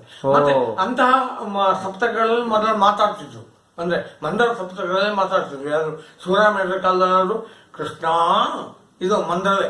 ಈಗ ಏನಾಗಿದೆ ಅಂದ್ರೆ ಇವತ್ತಿನ ಇದರಲ್ಲಿ ಹಾಡುಗಾರಿಕೆಯು ವಿಪರೀತ ಮೇಲೆ ಈ ಇದರಲ್ಲಿ ಹೇಳಿದಾಗ ಕೃಷ್ಣ ಕೃಷ್ಣ ಹೇಳಿ ಇನ್ನು ಹಾಡುಗಾರ ತೆಗೆದ ಆಟ ಬಿದ್ದೋಯ್ತು ಅಲ್ಲಿ ಹೇಳುವ ಸಂದರ್ಭಗಳು ಬರ್ತದೆ. ಅಂತಹ ಒಂದು ಕಲ್ಪನೆಯಲ್ಲಿ ನಾವು ಮಂದರ ಸಪ್ತಕವನ್ನು ಬಳಸಬೇಕಾದ ಅಗತ್ಯ ಇದೆ. ನಾಟಕದ ಕಂಪನಿಯಲ್ಲಿಯೂ ಇಲ್ಲ ಅದು. ನಾವು ಯಕ್ಷಗಾನ ಸಿನಿಮಾದಲ್ಲಿ ಇಲ್ಲ. ಹಿಂದೆ ಗಂಟಸಾಲ ಹಾಡನ್ನು ಕೇಳಿ ಯಾವುದೇ ಒಂದು ಇಲ್ಲಿವರೆಗೆ ಮಂದರ ಬರ್ತಿದ್ವು. ಈಗ ಮಂದರಗಳ ಸಪ್ತಕ ಕಡಿಮೆ ಆಗಿದೆ. ಯಾಂತ್ರಿಕ ಯುಗದಲ್ಲಿ ನಾವು ಅದನ್ನು ಕಡಿಮೆ ಮಾಡ್ತಾ ಇದ್ದೇವೆ. ಆದರೆ ಅಭ್ಯಾಸಕ್ಕೆ ನಮಗೆ ಹಾರ್ಮೋನಿಯಂ ಇರೋದ್ರಿಂದ 5 ಸಪ್ತಕಗಳ ಬಗ್ಗೆ ಹೇಳುವುದರಿಂದ ನಾವು ಅದನ್ನು ಸ್ವಲ್ಪ ಅಭ್ಯಾಸ ಮಾಡಿ ನಮ್ಮ ಪ್ರಯೋಗದಲ್ಲಿ ನಾವು ತಿದ್ದುಕೊಳ್ಬಹುದು. ಈಗ ನೋಡಿ ಸರ್, ನೀವು ಯಕ್ಷಗಾನ ಪ್ರಸಂಗದ ಛಂದಸ್ಸಿನ ಮತ್ತೆ ಏನು ಮಟ್ಟಿಗಳ ಬಗ್ಗೆ ನೀವು ಬಹಳಷ್ಟು ಸಂಶೋಧನೆಗಳನ್ನು ಕೂಡ ಮಾಡಿದ್ದೀರಿ ಅಂತ ನಾನು ತಿಳ್ಕೊಂಡವನು. ಈಗ ನೀವು ಕಂಡು ಹುಡುಕಿದ ಒಂದಷ್ಟು ಮಟ್ಟುಗಳು ಎಷ್ಟಾಗಿರ್ಬೋದು? ಈಗ ನಾನು ಏನ್ ಮಾಡಿದ್ದೇನೆ ಅಂದ್ರೆ ಪರಂಪರೆಯಲ್ಲಿ ಬಳಸಿದೆ ಇದು. ಉದಾಹರಣೆಗೆ ಈಗ ಶ್ರೀ ಸದಾಶಿವ ಸಾಸಿರನಾಮ ವಿಲಾಸ ಚಿತ್ತ ನಿರತ ಆ ಮಟ್ಟಿನಲ್ಲಿ ಒಂದು ಕೆಲಸ ಮಾಡಿದ್ದಾರೆ. ಅದು ಆದಿತಾಳ ಅಂತ ಇಟ್ಕೊಳ್ಳಿ. ಶಂಕರ ವಿದಿತ ಸ್ಮರ ದುರಿತ ಭಯಂಕರ ಇದು ಕೌಶಲ್ಯ ಮಾಡಿದ್ದಾನೆ ಕವಿ. ಕರೆಕ್ಟ್. ಆದಿತಾಳದಲ್ಲಿ ಒಂದು ಮಾಡಿದ್ದಾನೆ ಅವ. ಯಕ್ಷಗಾನದಲ್ಲಿ 7 ತಾಳ ಇದೆ. ಇದು ನಾನು ಅದನ್ನು ಏನ್ ಮಾಡಿದೆ, ರೂಪಕ ತಾಳದಲ್ಲೂ ಮಾಡಿದೆ. ಜಲಜ ಮುಖಿಯರೆಲ್ಲ ಕೇಳಿದೆ ಮಟ್ಟೋದು ನಿಮ್ಮೊಡನೆ ಚಿತ್ತದೊಳವ ಪೇಳ್ವೆ ಎನ್ನ ಸಖಿಯರೆ. ಹಿನ್ನೆಲೆಯಲ್ಲಿ ಅದೇ ತಾಳದಲ್ಲಿ 4 ಕಟ್ಟೆಯನ್ನು ಶಂಕರ ಕೊಟ್ಟಿದ್ರು. ಫುಲ್ಲ ಸಮ್ಮತಿಸುವಿರಲ್ಲ ರೂಪ ತಾಳಕ್ಕೆ ಮಾಡಿದ್ದಾರೆ. 7 ತಾಳಗಳಿರುವುದರಿಂದ ಅದು ನೀವು ಆಗ ಹೇಳಿದಾಗ ಅಂದ್ರೆ ಒಂದೇ ಒಂದು ಮಟ್ಟನ್ನು 7 ತಾಳಕ್ಕೆ ನೀವು ಅನುಸಂಧಾನ ಮಾಡುವಾಗ 7 ಮಟ್ಟುಗಳಾಗಿ ಹೋಗ್ತದೆ. ಹಾಗೆ ನಾನು ಕೆಲವು ಬದಲಾವಣೆಗಳನ್ನು ಮಾಡಿದ್ರಿಂದ ಮಟ್ಟುಗಳ ಸಂಖ್ಯೆ ಸ್ವಲ್ಪ ಹೆಚ್ಚಾಗಿದೆ. ಈಗ ಇದನ್ನೆಲ್ಲ ನೀವು ಒಂದು ಪುಸ್ತಕ ರೂಪದಲ್ಲಿ ದಾಖಲೆ ಮಾಡಿದ್ದುಂಟು? ದಾಖಲೆ ಮಾಡಿದ್ದುಂಟು. ಯಕ್ಷಗಾನ ಲಕ್ಷಣ ಸೂತ್ರ ಅಂತ ಬರೆದಿದ್ದೇನೆ. ಅದು ಪ್ರಕಟ ಆಗಿದೆ. ಪ್ರಕಟ ಆಗಲಿಲ್ಲ, ಕೆನಡಾದಲ್ಲಿ ಇದಾಗ್ತಾ ಇದೆ. ಬಹುತೇಕ ಕೆನಡಾದ ಕರ್ನಾಟಕ ಸಂಘದವರು ಅದನ್ನ ತಾವೇ ಅಲ್ಲೇ ಬಿಡುಗಡೆ ಮಾಡಬೇಕು ವಿಚಾರದಲ್ಲಿದ್ದಾರೆ. ಇಲ್ಲಿ ಉಡುಪಿ ಶಾಲೆಯವರು ಕೇಳ್ತಾ ಇದ್ದಾರೆ. ಕೆನಡಾದ ಒಂದು ಯಕ್ಷಗಾನ ಸಂಘ ಉಂಟು, ಅಲ್ಲಿ ಇಲ್ಲಿ ನಮ್ಮಲ್ಲಿಂದಾನೇ ಹೋದ. ಹೌದೌದು, ಗೊತ್ತಾಯ್ತು. ಅವರು ಅದರ ಪುಸ್ತಕವನ್ನು ಹಾಕಿಸುವ ತಯಾರಿಯಲ್ಲಿದ್ದಾರೆ. ಹೋಗ್ಲಿ ಮಾಡಿ, ಅದು ಅಲ್ಲೂ ಒಂದು ಬಿಡುಗಡೆಯಾಗಿ ಎಂಥದೋ ಒಂದು ಕಲೆ ಇದೆ, ಅಲ್ಲಿ ಗೌಜ್ ಹಾಕಿದ್ರೆ ನಮ್ದೇನು ತಕರಾರಿಲ್ಲ. ಈಗ ನೋಡಿ, ಯಕ್ಷಗಾನ ಎನ್ನುವಂಥದ್ದು ನಮ್ಮ ದಕ್ಷಿಣೋತ್ತರ ಕನ್ನಡ ಮತ್ತೆ ಶಿವಮೊಗ್ಗ ಒಂದು 3-3.5 ಜಿಲ್ಲೆಗಳಲ್ಲಿ ನೀವು ಆಗ ಹೇಳಿದಾಗೆ ಉಂಟು. ಈ ಯಕ್ಷಗಾನ ಕಲೆಯನ್ನು ನಮ್ಮ ಒಂದು ಪ್ರಾದೇಶಿಕವಾದಂತಹ ಒಂದು ಯಾವುದು ಸಂಪ್ರದಾಯ ಒಂದು ಪರಂಪರೆಯನ್ನು ಬಿಟ್ಟು ಉಲ್ಲಂಘಿಸಿ ನಾವು ಸೀಮೋಲ್ಲಂಘನ ಅಂದ್ರೆ ಕರ್ನಾಟಕದಾದ್ಯಂತ ಅಥವಾ ಭಾರತ ದೇಶದಾದ್ಯಂತ ಅಥವಾ ಅಂತಾರಾಷ್ಟ್ರೀಯ ಮಟ್ಟಕ್ಕೂ ತೆಗೆದುಕೊಂಡು ಹೋಗುವುದರಿಂದ ಯಕ್ಷಗಾನದ ಮೂಲ ಪರಂಪರೆಗೆ ಮತ್ತು ಚೌಕಟ್ಟಿಗೆ ಸಂಪ್ರದಾಯಕ್ಕೆ ಧಕ್ಕೆ ಏನಾದ್ರೂ ಉಂಟಾ? ಧಕ್ಕೆ ಏನಾಗುದಿಲ್ಲ. ಯಾಕೆಂದ್ರೆ ನೀವು ನಿಮ್ಮ ಹಳ್ಳಿಯ ಮನೆಗಳಲ್ಲಿ ನಿಮ್ಮ ಕಟೀಲಿನಲ್ಲಿ ಒಂದು ಹಬ್ಬ ಆಚರಣೆ ಮಾಡುವಂತ ಪದ್ಧತಿ ಇದೆ. ಕರೆಕ್ಟ್. ಅದನ್ನು ನೀವು ಕಟೀಲಿನಲ್ಲಿ ಆ ಹಬ್ಬದ ದಿವಸ ನೀವು ಮಾಡಿಕೊಂಡದ್ರಿಂದ ಇದು ಸಂಕುಚಿತ ಅಂತ ಆಗೋದಿಲ್ಲ. ಕರೆಕ್ಟ್. ನೀವು ಅದನ್ನು ಇಟ್ಕೊಳ್ಳೇಬೇಕು. ಅದೇ ಇಲ್ಲಿ ಬೆಂಗಳೂರಿನಲ್ಲಿ ಬಂದ್ ಮಾಡುವಾಗ ಅಲ್ಲಿ ಹಾಗೆ ಮಾಡ್ತೇನೆ, ಹುತ್ತದಿಂದ ಮಣ್ಣು ತಗೊಬರ್ತೇನೆ ಅಂದ್ರೆ ಇಲ್ಲಿ ಎಲ್ಲಿ ಹೋಗ್ತೀವಿ ಅಲ್ಲ. ಇಲ್ಲಿ ಮಾಡುವಾಗ ಇಲ್ಲಿ ಏನು ಅನುಕೂಲತೆ ಉಂಟು ಅದನ್ನು ಉಪಯೋಗಿಸಿಕೊಂಡು ಮಾಡಬೇಕು. ಹೌದು. ಮತ್ತೆ ಹೋಟ್ಲಲ್ಲಿ ನಾವು ಊಟ ಮಾಡುವಾಗ ಏನೇನೋ ಮಾಡ್ತೇವೆ. ನಮ್ಮ ಮನೆಯಲ್ಲಿ ಮಾಡುವಂತ ಈ ಕೆಸರಿನ ಸೊಪ್ಪಿನ ಪತ್ರೊಡೆ ಎಲ್ಲ ಇಲ್ಲಿ ಮಾಡ್ಲಿಕ್ಕೆ ಆಗೋದಿಲ್ಲ, ಮಾಡೋದಿಲ್ಲ. ಇನ್ನೊಂದು ಸಣ್ಣ ಪ್ರಶ್ನೆ ಉಂಟು ಅದರಲ್ಲಿ ನೋಡಿ. ಈಗ ನೀವು ಹೇಳಿದ ಮಾತು ಸರಿ. ಏನು ನಾವು ಕಟೀಲ್ನಲ್ಲಿರುವಾಗ ಒಂದು ರೀತಿ, ನಾನೀಗ ಬೆಂಗಳೂರಿನಲ್ಲಿರುವಾಗ ಲಭ್ಯತೆಗೆ ಅನುಗುಣವಾಗಿ ನಾವು ಆ ವಿಚಾರಗಳನ್ನು ಮಾಡಬೇಕು, ಅದು ಸರಿ.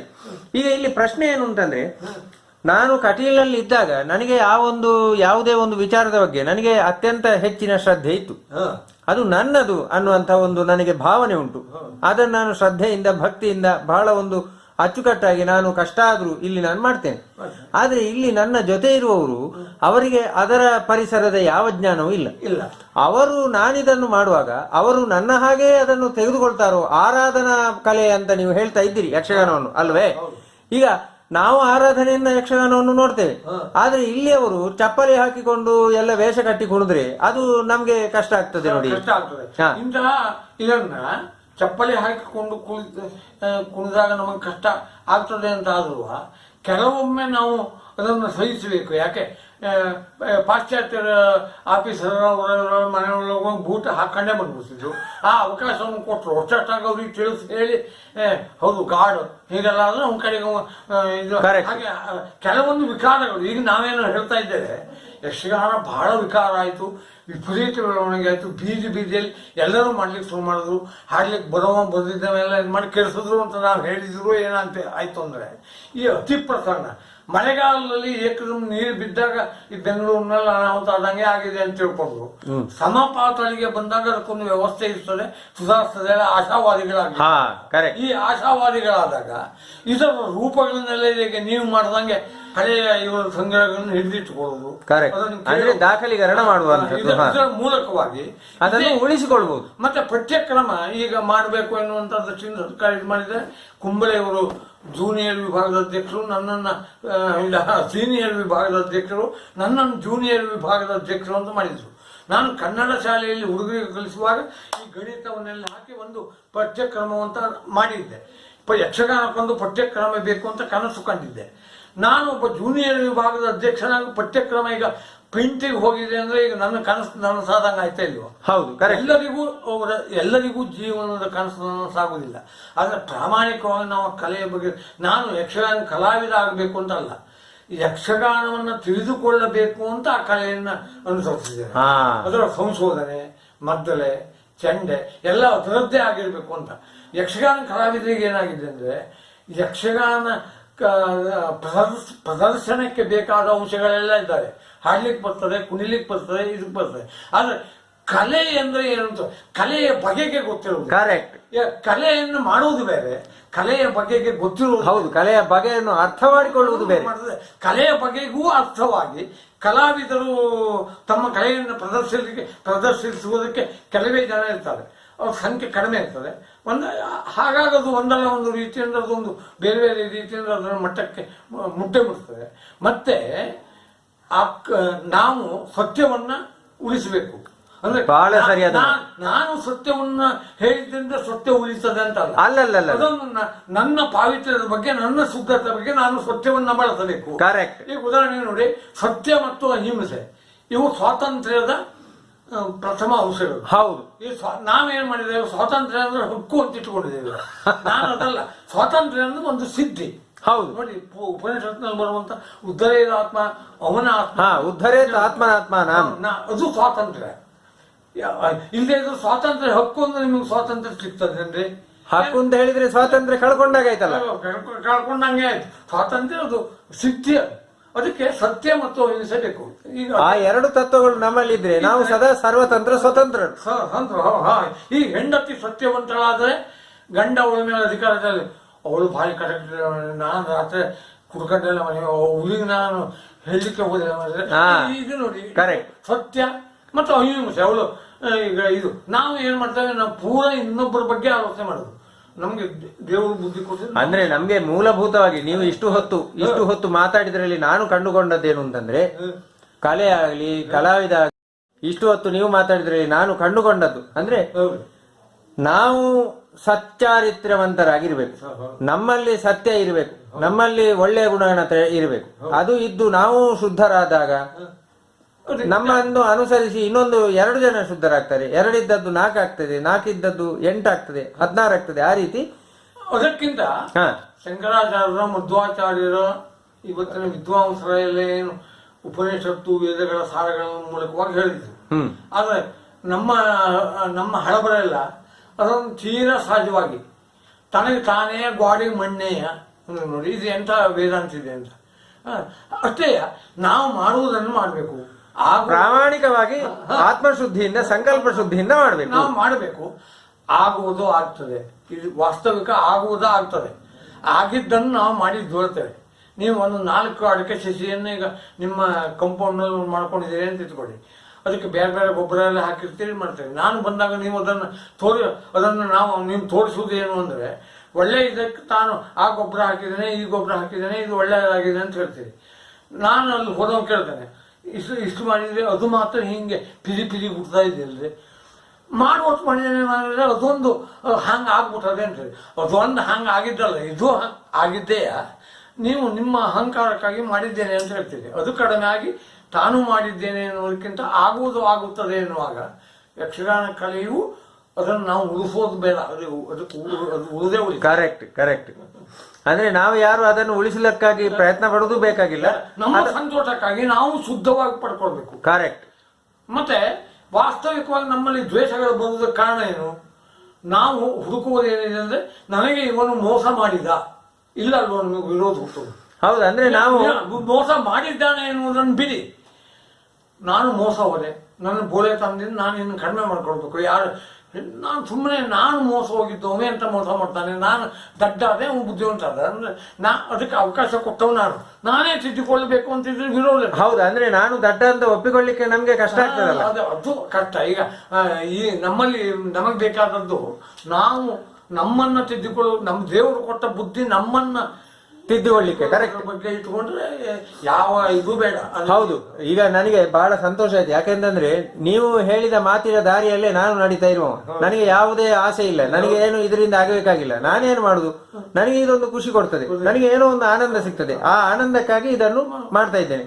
ಈ ದಾಖಲೀಕರಣದಿಂದ ಯಕ್ಷಗಾನಕ್ಕೆ ಅಥವಾ ಜನರಿಗೆ ಏನಾದ್ರೂ ಉಪಯೋಗ ಆದ್ರೆ ಅದು ಆಗ್ಲಿ, ನನಗೇನು ಬೇಜಾರಿಲ್ಲ. ಆದ್ರೆ ಆ ಉಪಯೋಗ ಆಗ್ಲಿ ಅನ್ನುವ ದೃಷ್ಟಿಕೋನದಿಂದ ಇದನ್ನು ಮಾಡ್ತಾ ಇರುವುದಲ್ಲ. ಮತ್ತೆ ನೀವು ಮನೆಯಲ್ಲಿ ನಿಮ್ಮ ಮನೆಯಲ್ಲಿ ಒಂದು ಶೋಕೇಸ್ ಇಟ್ಕೊಂಡು ನಿಮ್ಗೆ ಇಷ್ಟ ದೇವತೆ ಅದು ಬಂದಾರ್ತೆ ಅಮ್ಮನವ್ರು ಇರ್ಬೋದು, ಇದು ಮಾಡೋದು ಒಂದು ಫೋಟೋವನ್ನು ಇಟ್ಕೊಳ್ತೀವಿ. ಅದೇ ಯಾಕೆ ಅದು ಮಾರಾಟ ಮಾಡ್ಲಿಕ್ಕೆ ಅಂತಲ್ಲ, ನಿಮ್ಮ ಭಾವನೆ ಕರೆಕ್ಟ್, ನಮ್ಮ ಭಾವನೆ ದ್ಯೋತಕ. ಹೌದು, ಯಕ್ಷಗಾನವೂ ಅಷ್ಟೇ. ನಾವು ಅದನ್ನ ಮಾರಾಟದ ಕಲೆ ಅಂತ ಕಲಾವಿದರು ತಿಳಿದುಕೊಳ್ಳದೆ ಅದೊಂದು ನಾವು ಆರಾಧಿಸುವಂತಹ ಒಂದು ಇದು ವಸ್ತು ಅಂತ ತಿಳ್ಕೊಂಡ್ರೆ ಸುಧಾರಿಸ್ತದೆ. ಸರ್, ಇಷ್ಟು ಹೊತ್ತು ಯಕ್ಷಗಾನದ ಬಗ್ಗೆ ಬಹಳಷ್ಟು ವಿಚಾರಗಳನ್ನು ಬಹಳ ನೇರವಾಗಿ ಮತ್ತು ಯಾವುದೇ ಒಂದು ಇದಿಲ್ಲದೆ ಬಹಳ ವೈಜ್ಞಾನಿಕವಾದಂತಹ ವಿವರಣೆಯ ಜೊತೆಗೆ ಮತ್ತೆ ಐತಿಹಾಸಿಕ ದಾಖಲೆಗಳ ಜೊತೆಗೆ ಬಹಳ ಚೆನ್ನಾಗಿ ವಿವರಣೆ ಕೊಟ್ಟಿದ್ದೀರಿ ಸರ್. ನಿಮಗೆ ಯಕ್ಷಗಾನ ಅಭಿಮಾನಿಗಳು ಎಲ್ಲರ ಪರವಾಗಿ ಅನಂತ ಕೃತಜ್ಞತೆಗಳು. ಅದಕ್ಕಿಂತ ಹೆಚ್ಚು ನಾವು ಹೆಚ್ಚು ನಮ್ಮಲ್ಲಿ ಉದಾಹರಣೆಗೆ ನಿಮಗೊಂದು ಉದಾಹರಣೆಯನ್ನು ಕೊಡ್ತೇನೆ, ನೀವು ಗಮನಿಸಿರ್ಬೋದು. ನಿಮ್ಮ 50-60 ವರ್ಷಗಳ ಹಿಂದೆ ಸತ್ಯವಾದ ಧರ್ಮಂಚರ ಅಂತಿತ್ತು. ಕರೆಕ್ಟ್. ಈಗ ಅದರ ಅರ್ಥ ಏನು? ಸತ್ಯವನ್ನು ಹೇಳು, ಧರ್ಮವನ್ನು ಮಾಡು, ಅಲ್ಲಿ ಯಾವ ರಾಜಿ ಇಲ್ಲ, ಅದು ಸಿದ್ಧಾಂತ. ಹೌದಾ? ಕರೆಕ್ಟ್. ಇವತ್ತು ನಾವು ಅದನ್ನೇ ಏನ್ ಮಾಡಿದ್ದೇವೆ, ಸತ್ಯವಾದ ಧರ್ಮಂಚರ ಎಲ್ಲೂ ಬೋರ್ಡ್ನಲ್ಲೂ ಇಲ್ಲ.